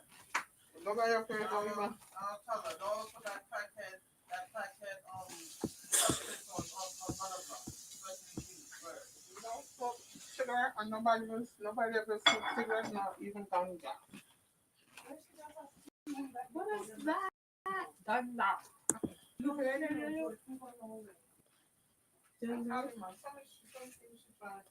Fine for whatever. Maybe she wants to make sure. So when she tackles them up there. How do I check on the phone? She gotta go tackle them up there because clearly they know what that's local. I mean, people and go with that extra down the stairs, coming down, have drunk home dropping stuff. So they got takedown advantages, takedown accuracy. You see this takedown stuff, takedown defense. You see the defense I'm talking about? The dude's well-rounded, man. And the thing, check on the phone. Oh, Shannon. Significant strikes. Hey, you Uh, lady, and your brother them upstairs. You see that? She just want to talk to you. Mom, I don't know what door. Shannon's father check come in the house. Mom, What? she just want to talk to you, girl. No, what house is it? She want company. She want company. Oh my god. So that's what you got with this, man. I'll probably take Kyung Ho Kim because I'm trying to do this thing and everybody keep talking, man. Everybody talking, people arguing about race. I don't know, man. You trying to do audio stuff? No, I'm trying to do this podcast thing that I usually do on Wednesdays. It settles my mind, you know what I mean?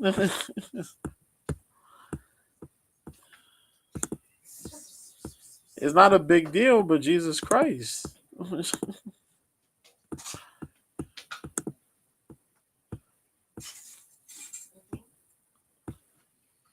left that home. I can't left that home. I might as well go back to work. Wait a minute. The people that call you for Noel Street, I said Noel was after. That was just then when the day went down there after that. Why about our parents here? She was resting today. Noel's school called to notify her that he was absent. He's absent today from school. He absent today? You know, he went to school today? Yes, that's the big was sent today. Then afterwards, when they called one, no, what are they talking about? He went to school. Anyway. Oh, yes, he is in school. They make some Fuck. Anyway, yeah. So you got Jared Gooden versus Marco Madsen. Marco Madsen.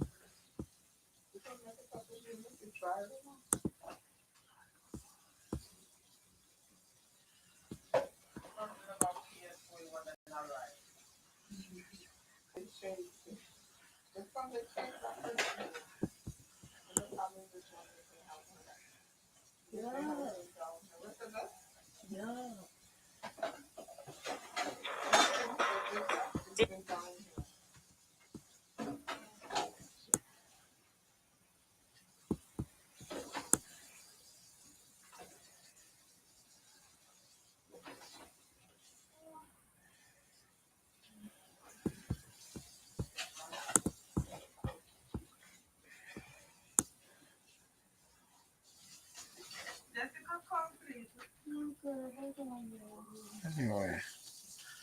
So we got Marco Madsen versus Jared Gooden. Yeah, so Marco Madsen over here. The Olympian. 12-1. 39 years old. On a fight ready MMA. Former Olympic medalist. Major wrestling guy. 12-1. He only got one loss, and that was his last fight against Grant Dawson. Grant Dawson just had the better size on him. He had the better gas tank, but I think mainly he was just bigger, man. He's bigger than Marco. He has more MMA experience,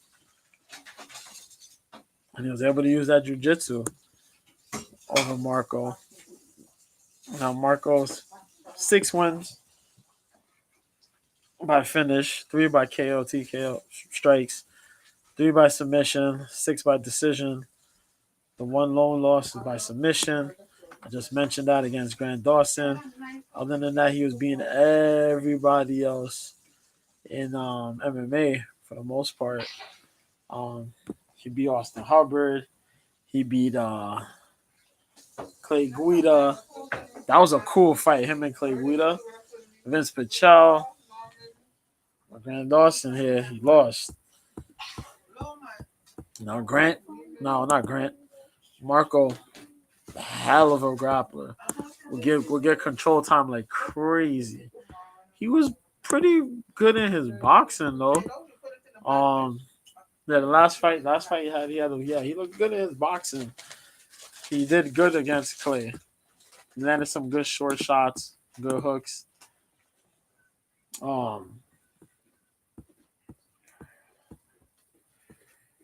You find Jared Gordon. Jared Gordon.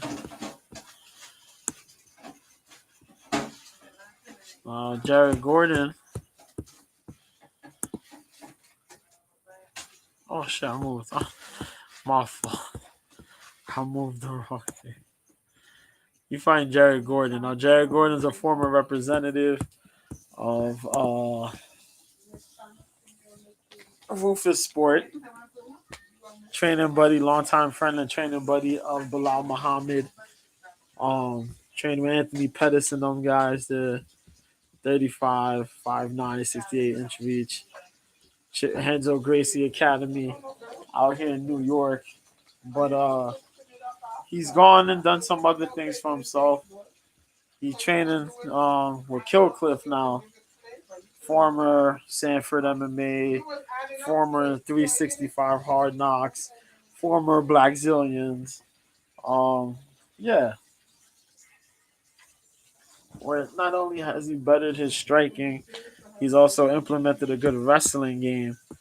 Um, 8 wins by finish, 6 by strikes, 2 by submission, 11 wins by decision, 4 losses by strikes, 1 loss by sub, 1 loss by decision. Pretty damn good, man. He hasn't, from his last fight, yeah, the accidental headbutt caused that fight to stop. The last fight that he fought, though, that actually had a finish, no, that actually had went down to, was the Paddy Pimblett fight, where he won, but they robbed him, man. They robbed that dude, man. Paddy was good, but they robbed Paddy, man. They robbed Paddy of the damn. They robbed Paddy. Not they robbed Paddy. They robbed Jared of the win. They gave it to Paddy. Jared did good with the wrestling, but they didn't. They gave that drink to Paddy, man.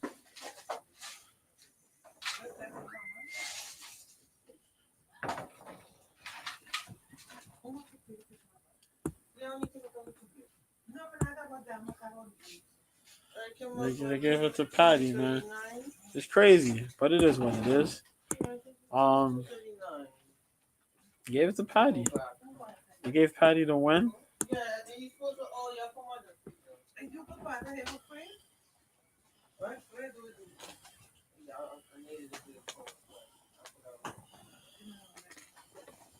So, other than that,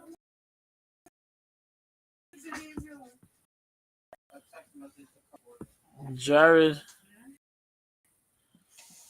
is pretty good though. He got good striking, pretty decent boxing, all right scrambling ability. He can wrestle. He's good with the takedown. Is he good, better than Marco though? I don't know. But I think he has a better gas tank than Marco Madsen. But he just has to force this fight to. Yeah, he has to force Marco Madsen to waste his gas tank like he did against Grant Dawson. But that's gonna be tough. That's a tough ask because the dude is pretty damn solid. Marco's solid. But you just gotta get straight. You just gotta strike. I'll strike, I'll point him. That's all they gotta do. And get it done, man. Who I take? They always want to throw my dudes. I think Marco gonna be serious, and Marco's gonna come in with a lot of wrestling. But I'll probably take. I'll take Madsen. I probably lean towards Madsen over Gordon, but I'll switch. The next fight is Nazim Sadyakov versus Vyacheslav Borshev.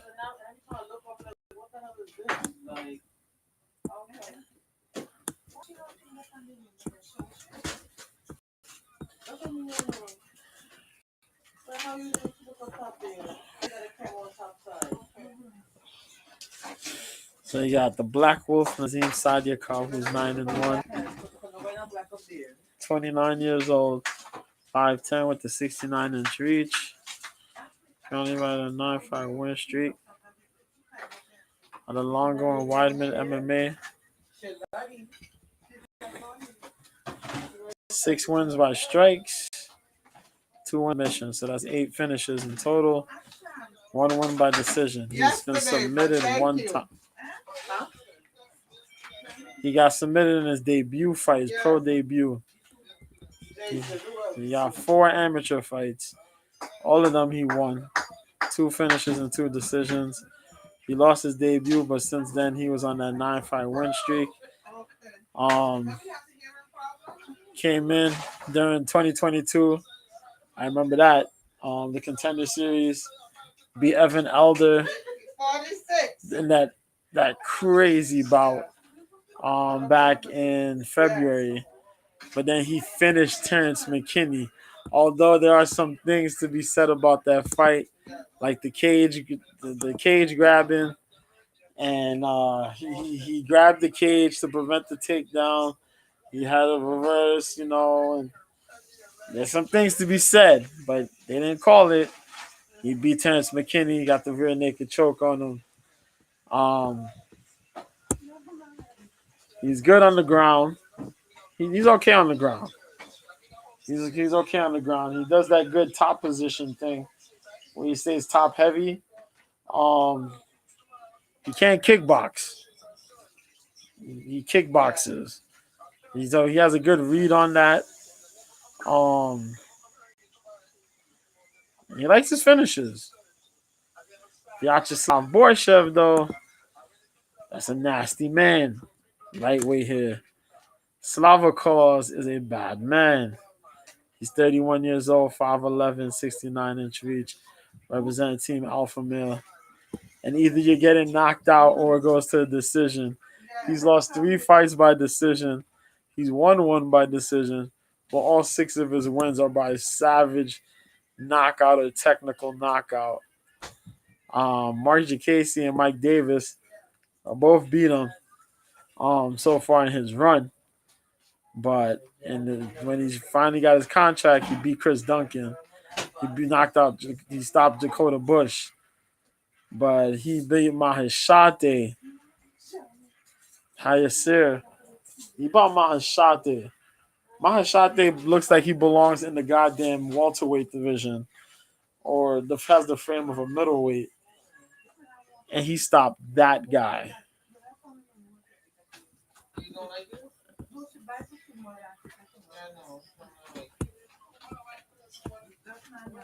Back in May. This dude can strike. He's been a kickboxer for some years. He's won championships there. He has to practice his takedown defense. But when he's able to land hands, bruh, it is nasty. He can set up those punches, man. He can throw kicks. But he throws nice little leg kicks. But when he throws his punches in combination, he has a nasty check hook, a nasty counter. You can throw those uppercuts, but his body shots, too, are vicious. Boy, I like Sadikov. But it's rare when I'm picking against Borshev. I got to take Slavakos. Got to take Slavakos at lightweight, man. Next one is Mateusz Rebecki versus Roosevelt. Oh, Roosevelt. Roosevelt's back. Of course they're going to pick up Roosevelt. I had the feeling they would. So they got Mateusz Rebecki. No. Rabisti was a former lightweight.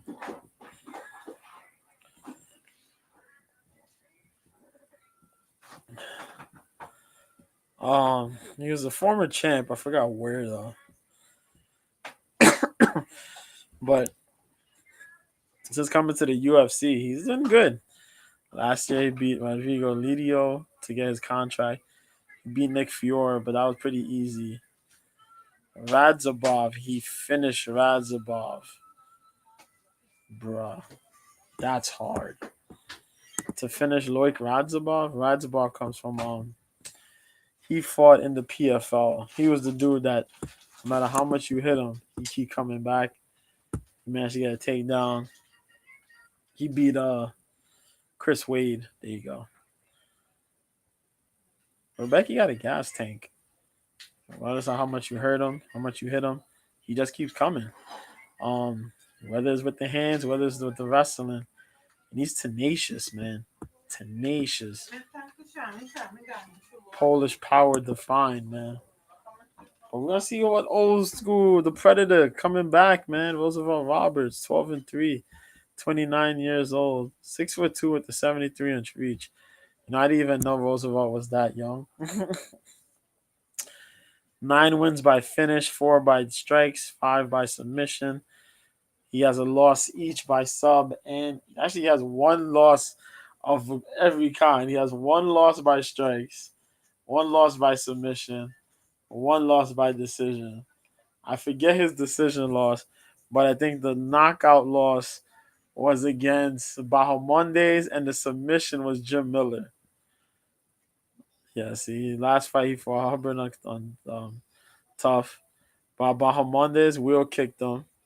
Jim Miller got the armbar. Vince Pichel, there you go. See, 3 losses in the UFC. Those are the only losses, but he was on a crazy hot streak. But yeah, man, that my dude is good, man. But he gotta just he can't get overwhelmed. That's his thing.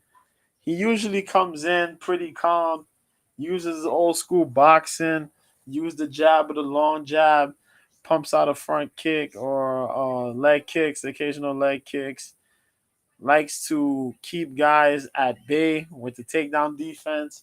Well, he uses the jab to keep guys away. Um, he uses it as an offensive slash defensive weapon.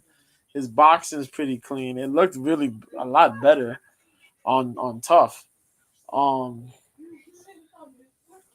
like he's put some power, gotten a lot of things better with his boxing. His footwork. If anything, got to work on his takedowns and takedown defense. No, not necessarily his takedowns, but work on his takedown defense. Yeah, and a little bit more on the counter striking. But he does pretty well for himself. Rebecca though, this is tough. I'm gonna take Rebecca on this one. And my boy hollering. I'm gonna take Rebecca on this one because Rebecca been here. Roosevelt's been here. He left. He came back, and this is a tough ask for him. Against Mateos because Mateos has that gas tank and he will go relentless with those takedowns. If you thought what Fakhretdinov was doing is crazy, if you've never seen a Rebecca fight, prepare yourself. This shit will get wild. The next fight is Tabitha Ricci versus Lupita Godinez. Ooh, my heart can't take this. Number 10 versus number 13. Yes, indeed. Let's put this a little stat thingy over here. Ooh, yeah, we could do this. Yeah, there's Loopy. There's Loopy. Lupita. We can click on Tabitha Ricci. I'll click on Tabitha Ricci. Tabitha Ricci.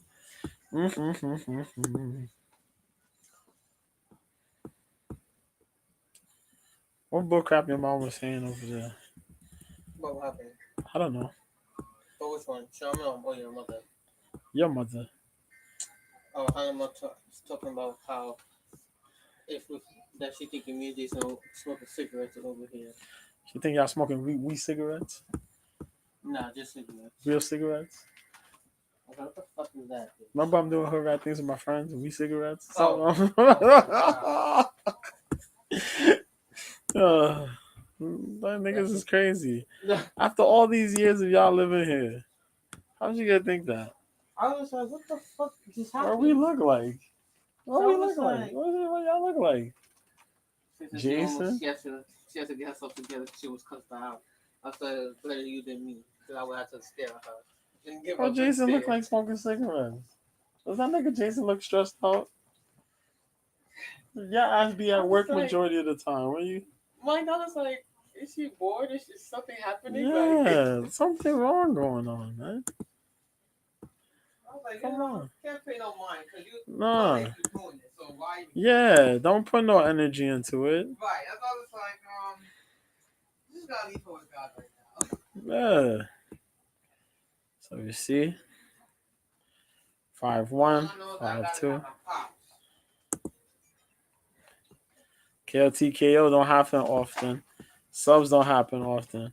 But Loopy could get them decisions, boy. The submission's more on Tabitha Ricci's side, of course, because she's a high-level jiu-jitsu player, man. The KOs don't happen often either. But I'm going to leave it like that because that's where y'all can see. Y'all can see the hotness. But yeah, Tabitha Ricci, 9-1 out of Brazil. She's a strawweight bout. And Ricci we trust, I guess. 28 years old. 5-1 with 61-inch reach. We're on a 4-fight win streak, man. She got one win by knockout, but by KOTKO, but 3 wins by submission, 5 by decision. She's been stopped once, and that was when she fought in her debut. She fought Manon Fiorot, which was wild. They had her fight at 125.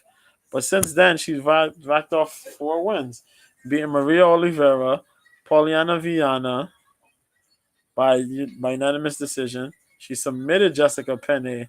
Crazy performance against Jessica Penne. God damn. And then Jillian Robertson was the same shit. Bruh. She made Jillian look plain. And Jillian was looking crazy at freaking flyweight. Because with the way she muscle people and handle people, Tabitha Ricci had a strike fest with that girl, man. Just pieced her up, defended the takedowns, got takedown if she needed it. Bruh, bad. But the Jessica Penne shit was, I'm gonna ragdoll you, check out my judo. You didn't even know I had judo. Psh. Ricci is getting good with her kickboxing slash Muay Thai skills, which that's a crazy level up though. Where how insanely good she's looked with her striking. She's gonna need that against Lupita, man. Lupi is strong. Lupi 35-2 with the 61-inch reach. Lupi got a high level wrestling game, but her boxing game is crazy too. She got 3 wins by sub, 8 by decision. She's only lost by decision. She handled Elise Reed her last fight. Beat Emily Ducote. Beat Cynthia Calvillo by split. Lost to Angela Hill. Really good fight though. Ariane Canalosi handled her. Loma Lugbanmi beat her. Luana Carolina was that catch weight somewhat bout. Gomez Juarez, she handled her. Jessica Penne, she lost by split. But Vanessa Demopoulos, she had won before coming to the UFC. That's how she ended up in the UFC. She won the title from Demopoulos. And that 5-rounder shit was crazy. Lupi or Vici?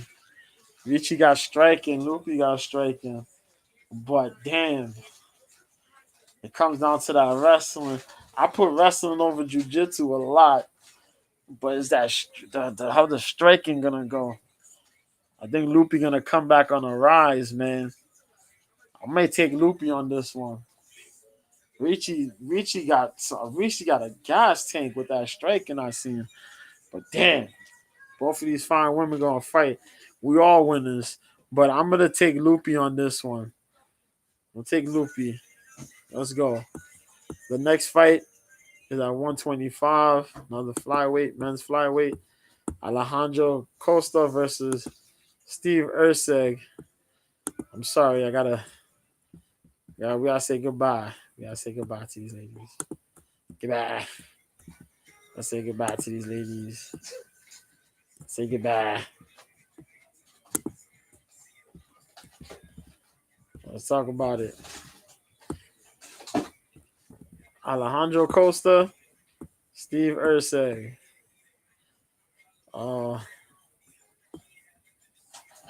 shit. Sorry. Yes. Alejandro Costa, Steve Ursig. Oh shit. I was clicked on this joint. So my fault. Alejandro Costa, Steve Ursig. Mr. No No is 27 years old, 5'4" with a 67-inch reach, representing Legacy MMA. Currently riding a one-fight win streak. Just one fight. 10 wins by finish, 4 wins by strikes, 6 wins by submission, 3 wins by decision. He's lost by strikes twice, lost by decision once.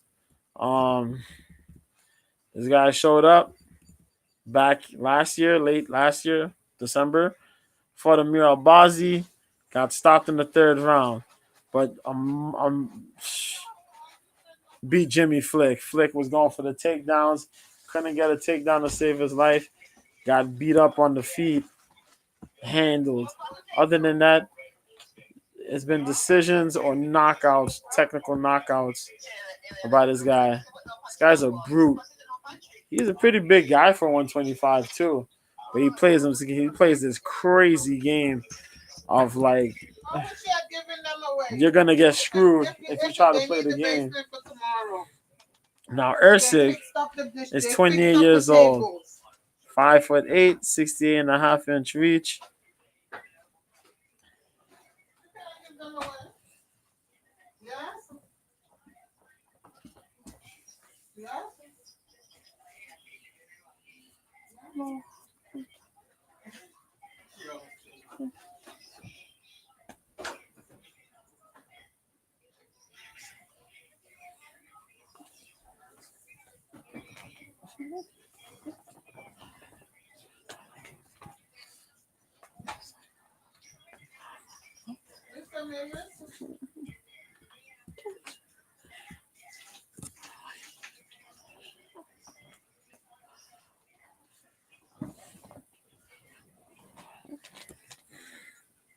Astro Boy Steve Ursig, 10-1.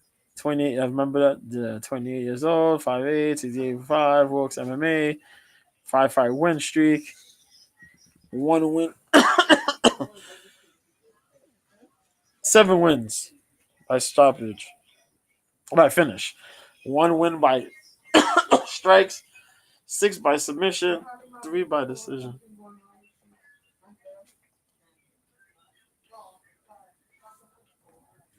One loss by decision. My fault.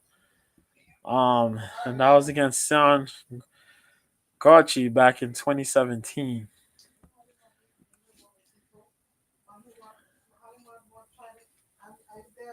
7-1 amateur.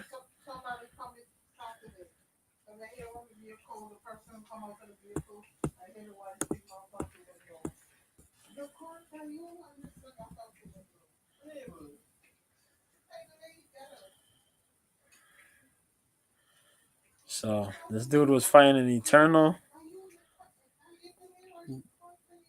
But no. Yeah.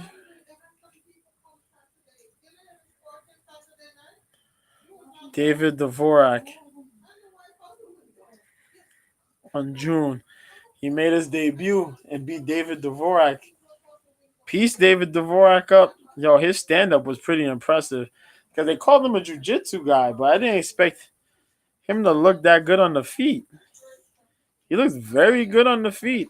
And he still has his jiu-jitsu skills, which is very scary, man.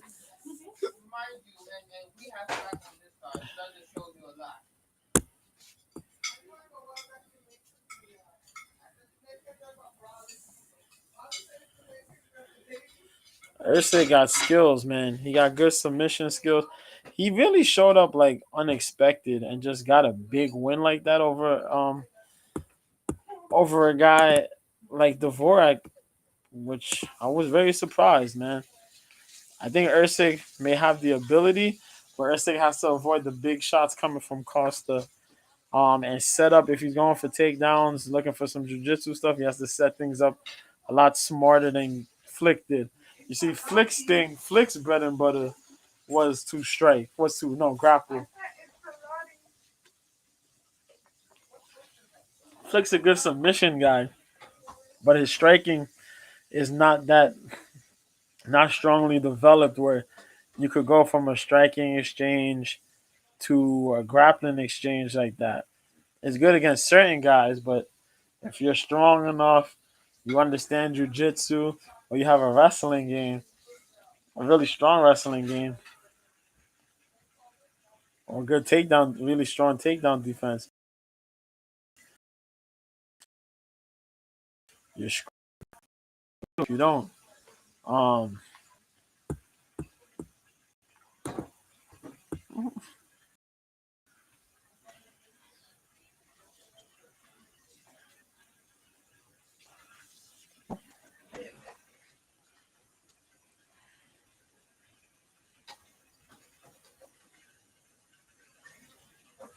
so can Usyk get the win? Usyk could get the win, but Usyk just gotta play. Jesus Christ! But Usyk just gotta fight smart. That's all, and he'll be fine. I talk about Winston. You know, you got the main card now. I mentioned how that was gonna go. Yeah. So the main card. Let me go over here. So we sort of win by.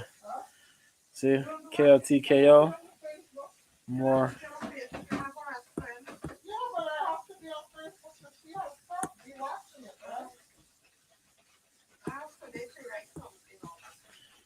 So you see, Costa got this. Costa got this more towards the KO game. They got the submissions, but so does Costa if needed. The decisions they ride out. But see, that was based on Usyk's one fight to Costa's 1-2 fights. We got the significant strikes here. Absorbed per minute. Defense. Grappling. See, takedown accuracy, takedown defense. I see. Takedown. But it all depends on how you blend the takedown. So I think Usyk could probably get it, but you're gonna have to weather the storm first against Costa. Nah, they opened the main card with the fight.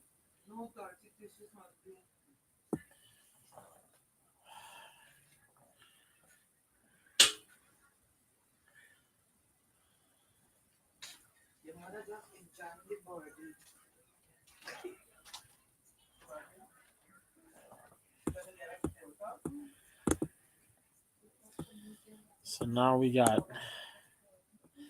the main card.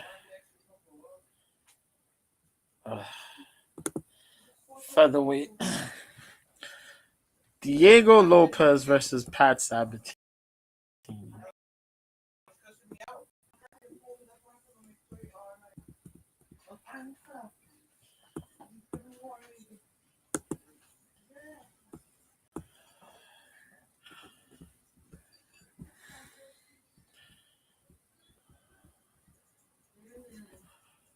So,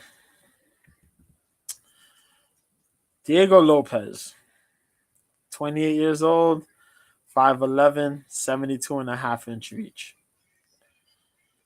This motherfucker is nearly 6 feet tall, and he's a featherweight. 20 wins by finish, 8 by KO TKO, 12 by submission, 2 by decision. He's been stopped by strikes only twice in his career and has 4 losses by decision. This is the dude that had Movsar Evloev in all types of shit, but Evloev survived. Gavin Tucker got handled. He's been in some wins and some losses, but bro, when he's on, he is on. This dude is dangerous. Okay? His chain grappling is crazy. Transitions from one submission to the next is insane. His striking, he got some solid power. His body kicks are nuts. My God, man. He blast off with them knees, boy. Woo! But you're going off against Pat Sabatini. Pat Sabatini, Philly boy. NPR Endurance MMA.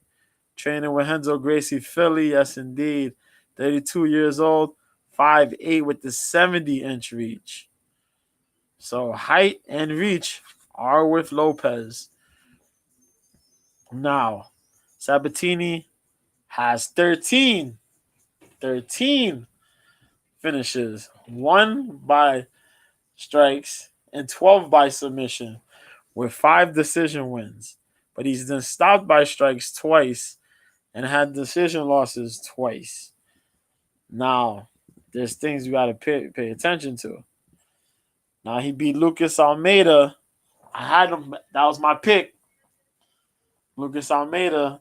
And he beat Alex Caceres in grappling, Fury Pro grappling. But outside of that, Damon Jackson beat him back last year. Ground and pound in September. You try to get him down. Bad attempt. He got caught. Jackson fouled him, got in a good position, finished him. Lopez could do the same exact thing. Lopez has pretty decent gas, but Lopez has better striking, more dynamic striking. It only comes down to, does this dude come in and say, yo, forget the fear of your strikes. I'm going to go in here like he did against Almeida. Or does he go, oh, to hell with this guy. This guy, I'm overwhelmed by the striking. I'm lose track. And then it's just like, yo, I lost this fight. I lost this. That's it.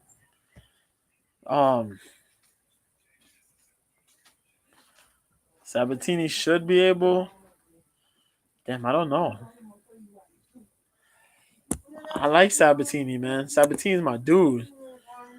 Win, lose, or draw, Sabatini's my dude. But Lopez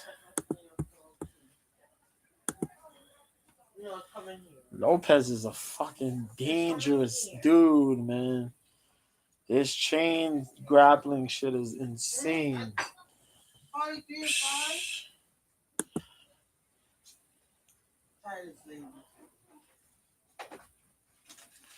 That's the shit.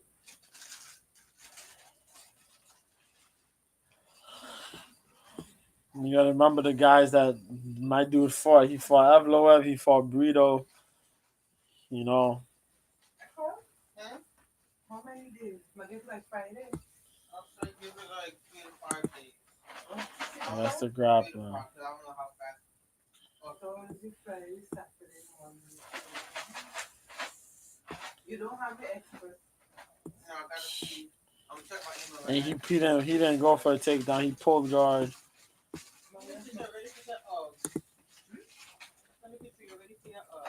So as much as I wanna lean towards Sabatini, I may take Lopez.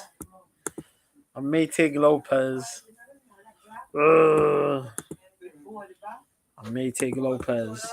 But it might change.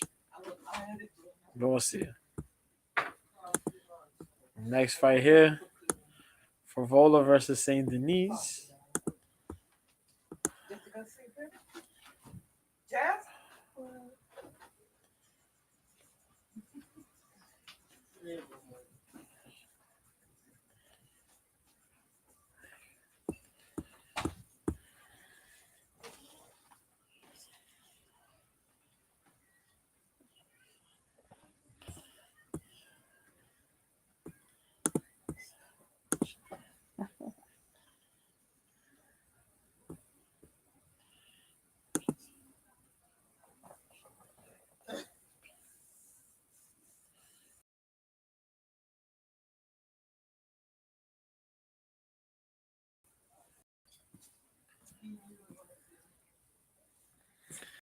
Favola. Matt Favola. versus Benoit Saint Denis. This is going to be another banger. That's one thing I'll say. There's too many close fights to call on this card, man. But Matt Favola, the steamroller, 33 years old, representing. Born in New York. He lives in Florida, but he born here, man. 5'9" with the 71-inch reach. Currently riding a 3-fight win streak. Or boy, oh boy. 7 wins by finish. He's been stopped by strikes twice, but he's finished people by strikes 4 times. 3 submissions, 4 decisions, 1 decision loss. His current 3-fight win streak is freaking amazing. You know, he lost twice. He lost to Armin Saruki and Terrence McKinney.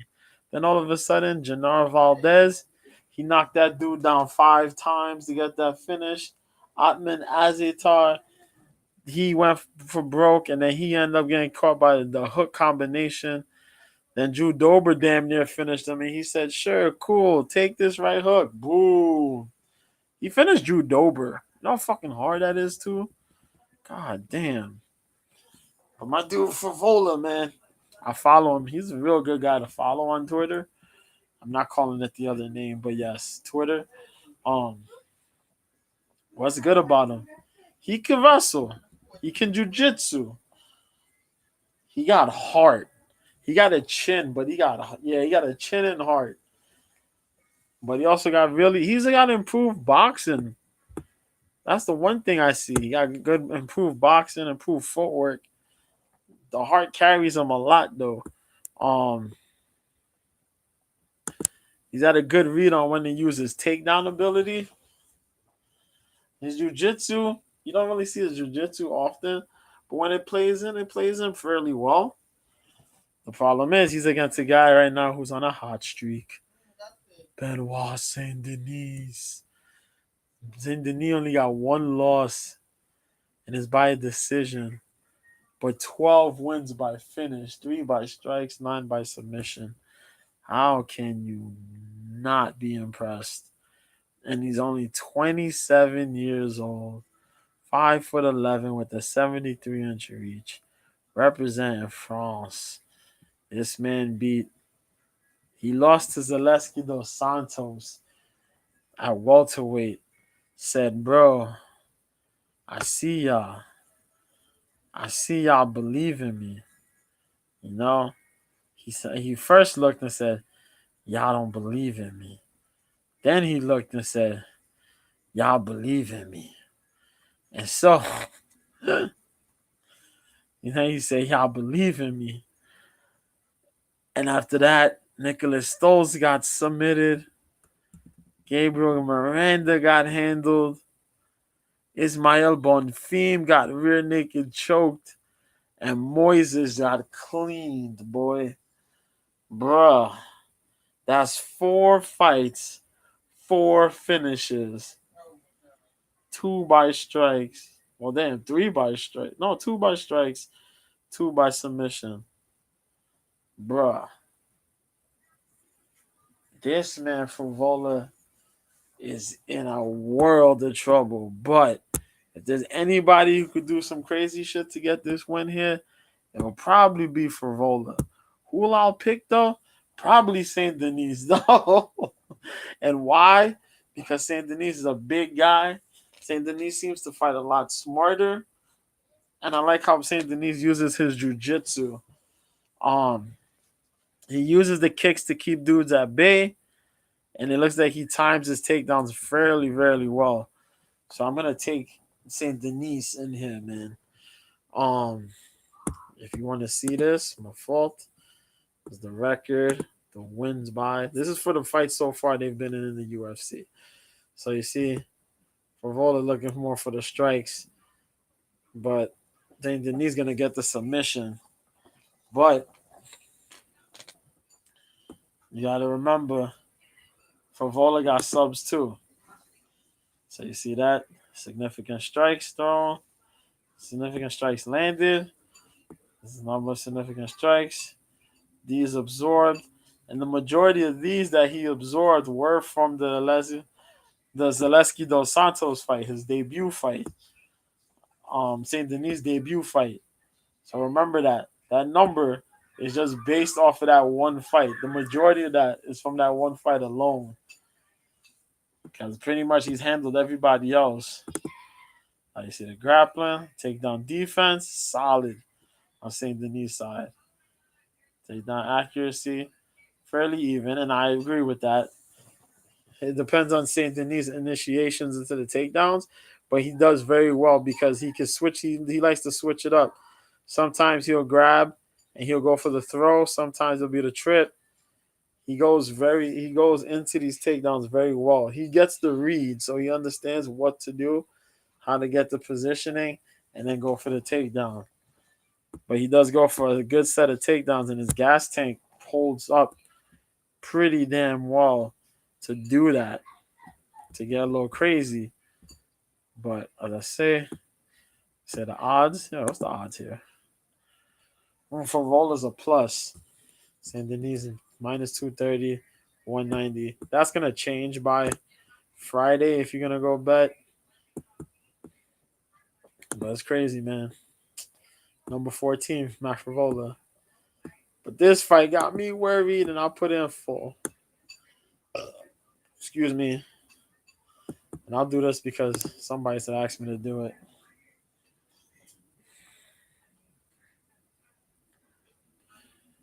Mackenzie, they got the old. They zoom in on Mackenzie. They ain't doing Mackenzie no favors.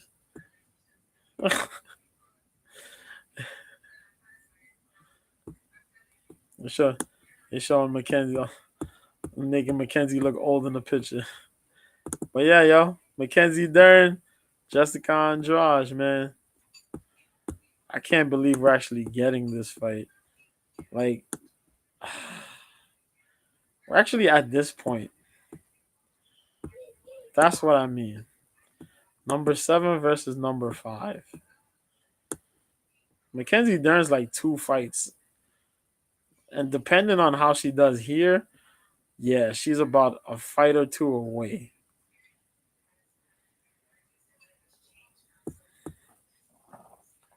But let's get into it. You see that? 62, 63 inch. See all that stuff, 5'1", 5'4". But let's go. Mackenzie Dern, 13-3, the Jiu-Jitsu black belt. 30 years old, 5'4", 63-inch reach, represent Black House MMA. No wins by strikes, 7 wins by submission, 6 wins by decision. She's only lost by decision. She trains with Jason Perillo and a couple other cats here and there. She's racked off some wins. She's been 2-2 in her last 4. Angela Hill she beat last time out.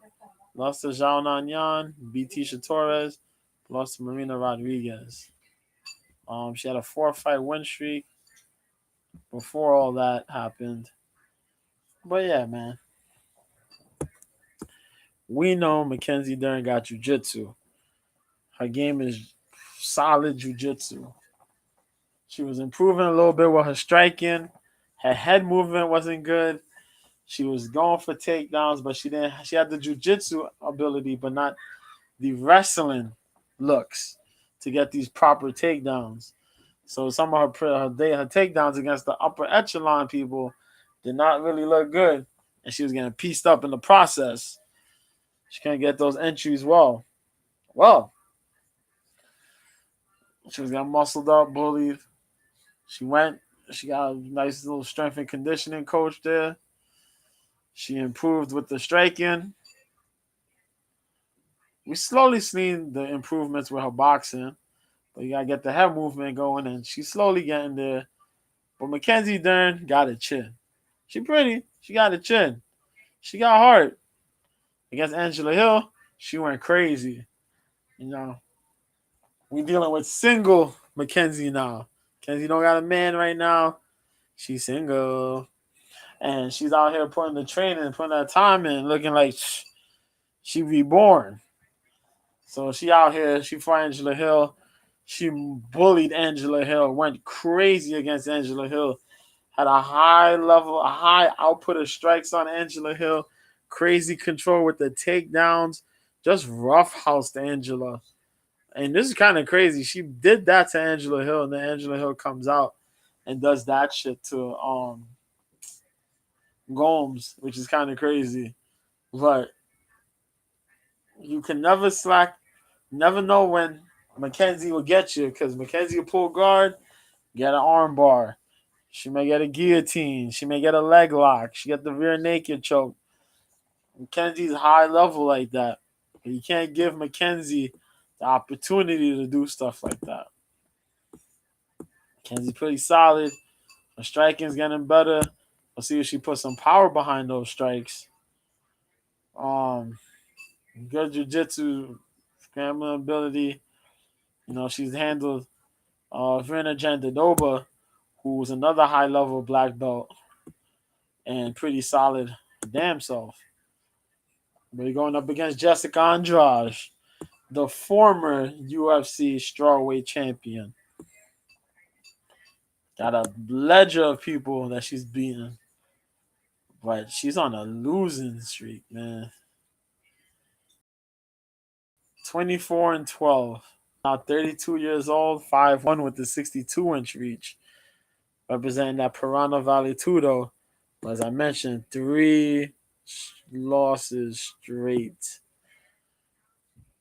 She got 17 wins by finish. 9 by strikes, 8 by submission, 7 by decision. She's lost by strikes 5 times. Been submitted 4 times. And has 3 decision losses. Erin Blanchfield, Zhao Nanyan, Tatiana Suarez. Blanchfield and Suarez both submitted her in round 2. Zhao Nanyan dropped and finished her on a KO. Bruh. In fairness, though, Blanchfield fought her at flyweight. The other 2 fought her at strawweight. Andrade has been gambling between the 2 divisions.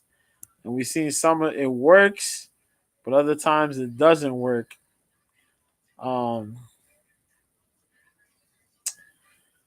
Yeah. It works and it don't work. She lost to Shevchenko. She beat Canvillo. She beat Lemos. She fought Lauren Murphy at flyweight. Beat Lauren Murphy. But fought Blanchfield and went back down. This will be her 3rd fight in a row. Now at strawweight. And we know Jessica Andrade does a lot with power. Her punches, power. Her slams, power. Problem is, how much you're going to fight with just raw power and not put enough technique and smartness. We seen you be smart and fight Amanda Lemos the way you did. We seen you fight smart against Caitlin Chukagian. A lot of other fighters you fought smart against. You got to do that. You got to use a jab. Girl, put a jab out there. Just don't throw whirly bird hooks with your whole goddamn body mass. No. Set these punches up. Set this shit up. You've set up strikes before. You set up nice body shots and things to knock people out before. You've done well. You've initiated the switch between the striking and the grappling. But yo, you gotta make things look fine. Make things look good.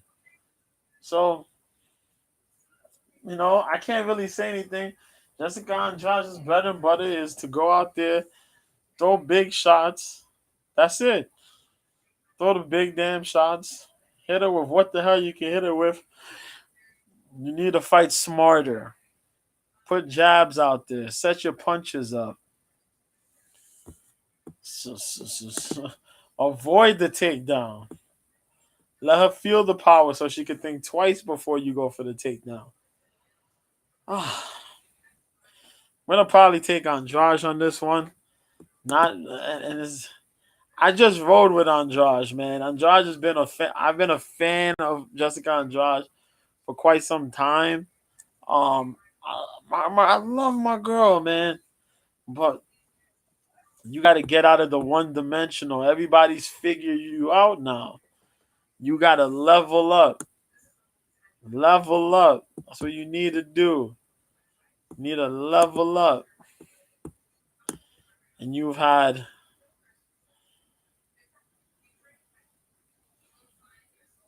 God damn. Shit, it's only been 3 months. It's about 3 months and change. I don't know how much leveling up she's gonna be able to do. But you gotta fight this shit smart, kid. Godspeed. Good luck. Fuck Jessica, man. Kenzie might get crazy up in there. I'm gonna watch the press conference. I'm wondering if she was at the press conference. But I'm gonna definitely check out them weigh-ins. Yeah, weigh-ins on Friday. Sergey Pavlovich. Oh yeah, did we check this out?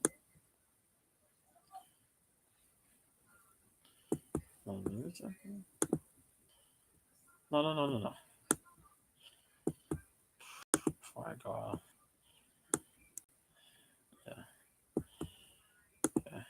Yeah. Yeah. The decisions, KO, submissions, been a lot more. Mackenzie's got a lot of wins by decision here in the UFC, but the average fight time is pretty goddamn long. Significant strikes, more towards Andrade. Landed per minute, more towards Andrade. Significant strikes, more towards Andrade. Absorbed is more by Andrade, which is bad. And that defense, that's bad. That is bad. Now takedown average. That's the average of 2. Takedown accuracy, not good. And that's the difference. That's the difference. And that's the thing I want to see too. Would Andrade be crazy enough to take down Mackenzie Dern and then try to use that shit to beat her up? I'm probably fucking wilding. But I doubt it, but we've seen crazier shit, right? But yo, our co-main event. Let me fix this shit because that shit is crazy. I don't know how you take this little banner bullshit off. Okay, there you go. Sergey Pavlovich, Tom Aspinall. Yes. So this is our interim title fight. As I mentioned last week, our boy John Jones injured his pec, his left pectoral. Yeah, that joint got torn off the bone. 8 months, he's out. We got to get somebody in there. Stipe said, "Nah, I'm not fighting no interims. I'm fighting only the real champ because I want that real pay. Give me that John Jones pay-per-view flow. Yeah, I want to be on my John Jones pay-per-view flow. Give me that cash. I want that cash because I know y'all paying me mega bucks for the John Jones fight. Not to fight no damn Tom Aspinall. I want to beat this guy. Win or lose, I'm gonna get paid, and then after that, I could go in the sunset. I'll be good. You know what I mean? Because my man's a full-time firefighter. Shit. So, and he enjoys that shit. He enjoys living the average man life. So we got Pavlovich, we got Aspinall. Sergey Pavlovich out of Mother Russia. 18-1. 18-1. Yeah, he's 31 years old. 6'3" with the 84-inch reach. God damn. 6-fight win streak. Represent Eagles MMA Academy. This man has no submission wins or losses. He only got 1 loss by strikes, and that was at the hands of Alistair Overeem. He has 2 wins by decision. 15 wins by strikes. 15. And this 6-fight win streak, bruh, he lost to Overeem in his debut. Marcelo Golm, annihilated. Maurice Green, annihilated. Shamil Abdurakhimov, beat him up. Derek Lewis, anti-Tuivasa, scorch earth. Curtis Blades, oh, it's bad, man. It's bad.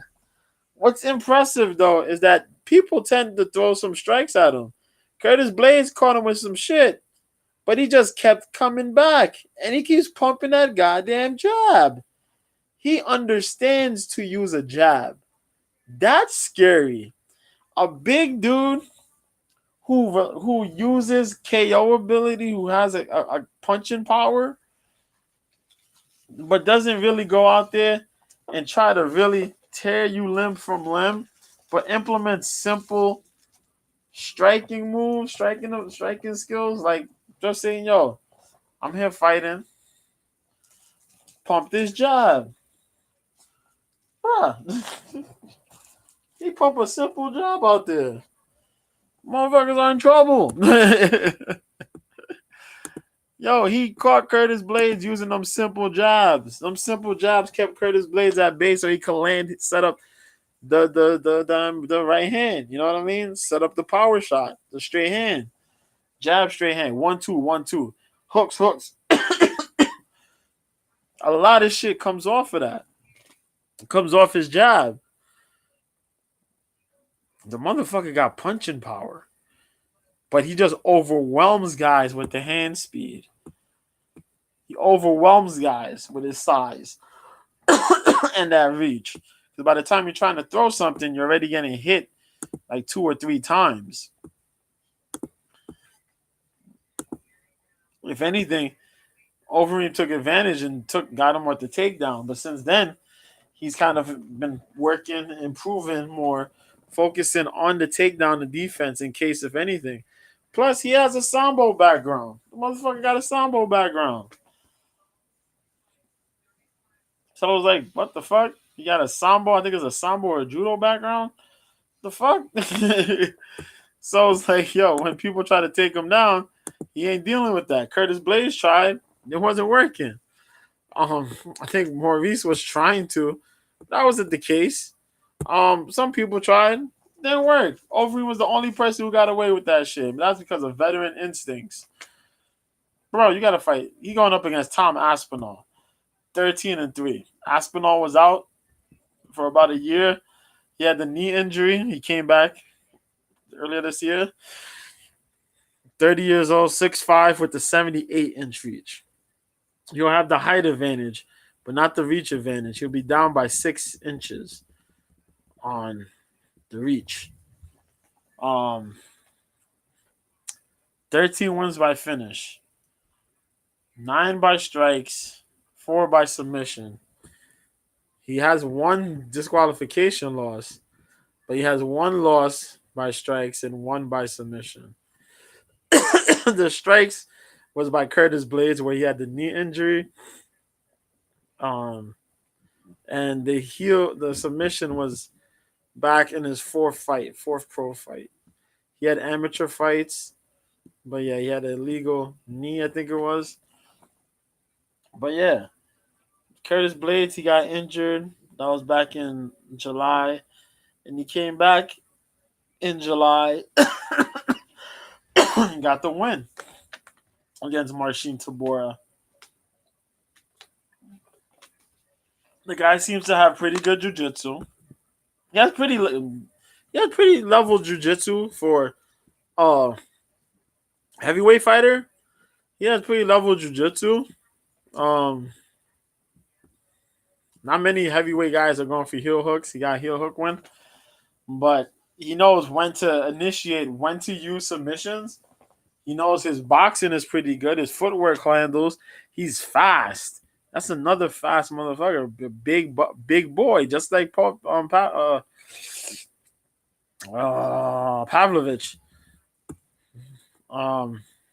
Yeah, just like Pavlovich. He's a big dude. They move fast.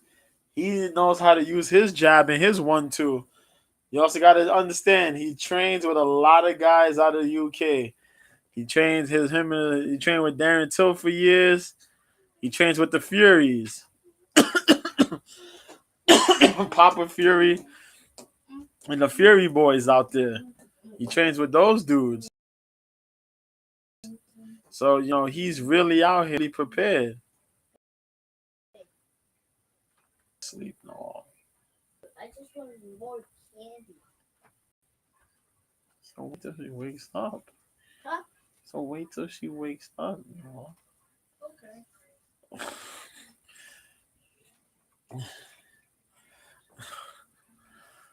So yeah, he moves fast. When he goes for takedowns, he's using his whole damn body to get them takedowns. And he's good. He got his submission wins, but he takes his time. Things are a lot more measured with Aspinall over Pavlovich. It's gonna be a good fight. It's not gonna. It could be a better fight than Jones Miocic. I don't know about that though. Like I want to say it is, but who knows? We just seen what happened with Almeida and Derek Lewis. I'm hoping it becomes a good fight. I'm hoping no injury happens, nothing stupid, and we just get a full conclusion for this interim heavyweight title fight. Now, by the schematics of things, because I don't, I could give a damn less, but you know,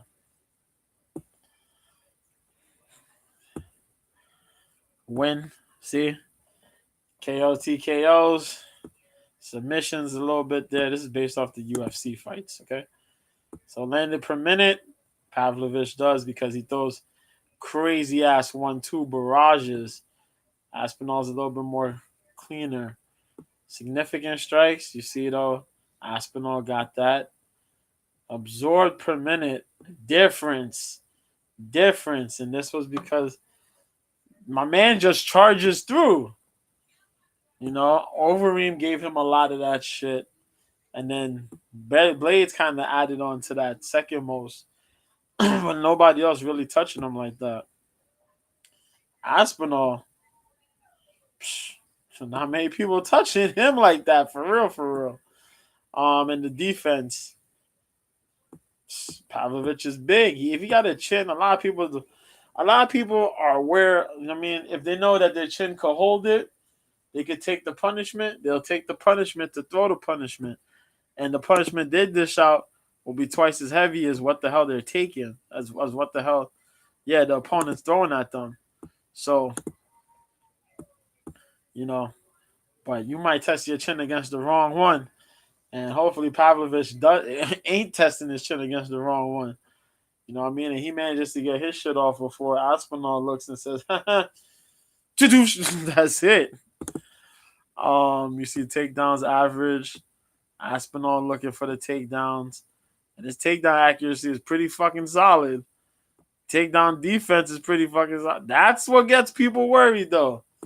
Because if Overeem got him down, Aspinall's going to find a way to look and say, hey, I got a path. Let me get my path. Now, I think Aspinall's going to be more the finesser of the two here. They both have a nice jab. They both use their jabs pretty fucking well. But Aspinall seems to be the more well-rounded guy of the two. Pavlovich does have the takedown defense to help him out, but how strong will his defense be against a guy like Aspinall? And can Aspinall take the shots that Pavlovich throws, as well as can Pavlovich take the shots Aspinall throws? I'm going to take Aspinall on this one. If Pavlovich wins, oh shit, but I'm going to take Aspinall. Let's see. See the odds. Why that boy screaming like that? Oh, they don't even have odds. You're going to have to check. You got to go. Forgot my site for the betting odds. But I'm here for a thing, not for betting odds. But here's the main event.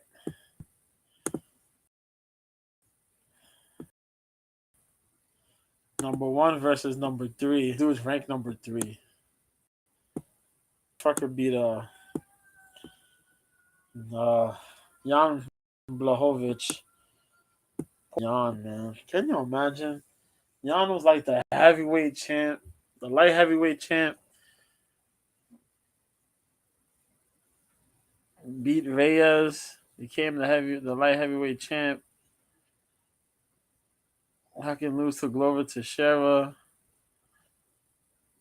Had the horrible ass fight against my man Goliath. Then you lose to Alex Pereira. What the fuck, man? Yo, it's unforgiving. This sport is unforgiving for real. But yo, Alex Pereira is now here to fight for the light heavyweight title. And if he wins, and only if he wins, he'll be a 2 division MMA champion. He would have been a champion in 2 divisions in only 11 fights. 11 pro fights. What the fuck? Yo, that's crazy. This man was a 2 division champion in Glory Kickboxing. Light heavyweight, no, middleweight and light heavyweight. Then you're going to be the middleweight and light heavyweight champ. Bruh. In the span of what, 2 years? You're going to be a 2 division? What the fuck? They ain't one? No. Yeah, in the span of about 2 years. In about a year. Yeah, let's be for real. In about a year. He beat Adesanya in November. It would be, yeah, the 12th of November. In the 12th of November, he beat Israel Adesanya. This card is going to be on the 11th. If he beats Jerry Prohaska, it will be 1 year this man became a 2 division champ. He became a champ in 2 divisions within a 1 year period. That's fucking nuts. And it'd be within 1, 2, 3, 7 UFC fights. What the fuck? Within 7 UFC fights, you'll be a 2 fucking man. This is fucking crazy. In this era, it's kind of crazy to think about it. I know, who was it? Wasn't it? Yeah, actually, yeah, wasn't it Triple C? Triple C managed to do something similar to that when he won no, he didn't win the flyweight. He fought TJ, then he went to go fight this motherfucker for the bantamweight title. So no, it's not the same. It's different. But fuck, man.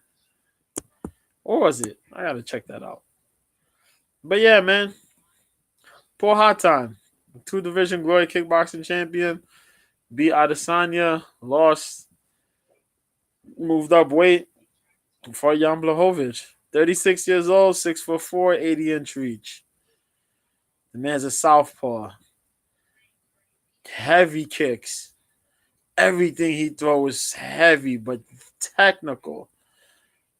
Fucking technical, man. That left hand of doom is his shot. The left hand of doom. That rear leg head kick. Fuck, man. 6 wins by strikes. 2 wins by decision. He's been stopped by strikes once, and he has 1 submission loss. Fuck one. Oh, this is his first fucking. Let me look.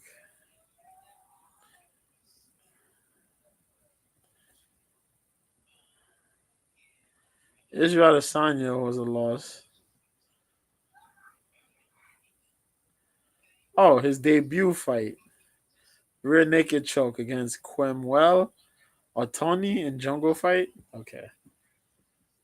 But everything he throws, evil intentions. Go check that fight that he fought Thomas Powell. Motherfuckers have to try to get the stretcher. Michaelides, he sent Michaelides out the UFC. Go check all them other fights, man. Belgari. He beat up Belgari twice. Fuck, man. Nikon Silva. Kareem Rama. Fuck, man.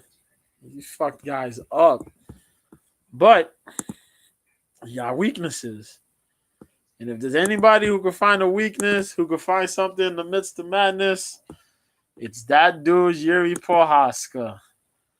29-3, 1 BJP. I don't even know what that means. 31 years old. 6'3" with the 80-inch reach. He was on a 13-fight win streak. I think the last time he lost was against my dude, man. I know he's retired and he's become a good coach, good assistant coach there at ATT. My dude, Mohammed King Mo Lowell. Yes, sir. He hasn't taken an L since 2015. Has Prohaska. This man beat a lot of dudes, man. But he's come on his way. He's come along. Came into the UFC back in 2020, July 2020. Smoked Volkan Ozdemir. It's funny because he smoked a former UFC competitor by the name of CB Dalloway to fight in the UFC. Then he smoked D. Reyes. Then he beat Glover. Got injured. Now he's back. Madness personified is this guy. Look at this shit, man. 25 wins by KO or TKO. By strikes, indeed. 3 wins by submission. 1 win by decision. He's lost by strikes twice and has only been submitted once. With a 13-fight win streak. Brother, are you insane? And that's what his fight game is about. He will step into the fire to win by any means. This dude believes in energies and auras and chi, nature. You will call it crazy, but bruh, you're 29-3. That shit is real to him. So that shit is real in the universe, man. If he believes in that shit and ain't bothering nobody, yo, it's coming back. It's coming back in grandeur form, man. So he's going out there, spinning back elbows, spinning back fists, whirly bird kick, rear naked choke, guillotine choke. However he got to get it, he going to get this win. You're gonna get fucked up. That's what it is. If you don't knock him out, he's going to beat you down. We seen what happened when he fought Glover, man. Glover beat this dude up, and he just kept coming right back at him. So Glover went for the choke, messed up, and this dude got right back, rear naked, and won, man. Yuri Prohaska is a bad man. And he's had the time to recuperate off the injury. I think it was the shoulder, the dislocation. He managed to heal up. He's at 100%. He's going out there. He's going to do what it do. New York going to get a hell of a good fight. This was the co-main, but this shit's going to be utter madness, man. I know that shit for a fact because it's New York, baby. It's New York. You can't tell me anything else. You can't tell me, yo, they're not going to do it. They're not going to do it for the city. You crazy? Look at this shit, man. These motherfuckers are right there neck and neck. 7 to what? 7 to 4 fights? Look at this shit. KO TKOs. 86. The decisions are low. They don't give a fuck about no decision. If Alex can get a KO, he'll get a KO. But if he gotta write it out, he gotta write it out. Landed per minute. Look at these motherfuckers, man. Significant strikes. Absorbed per minute.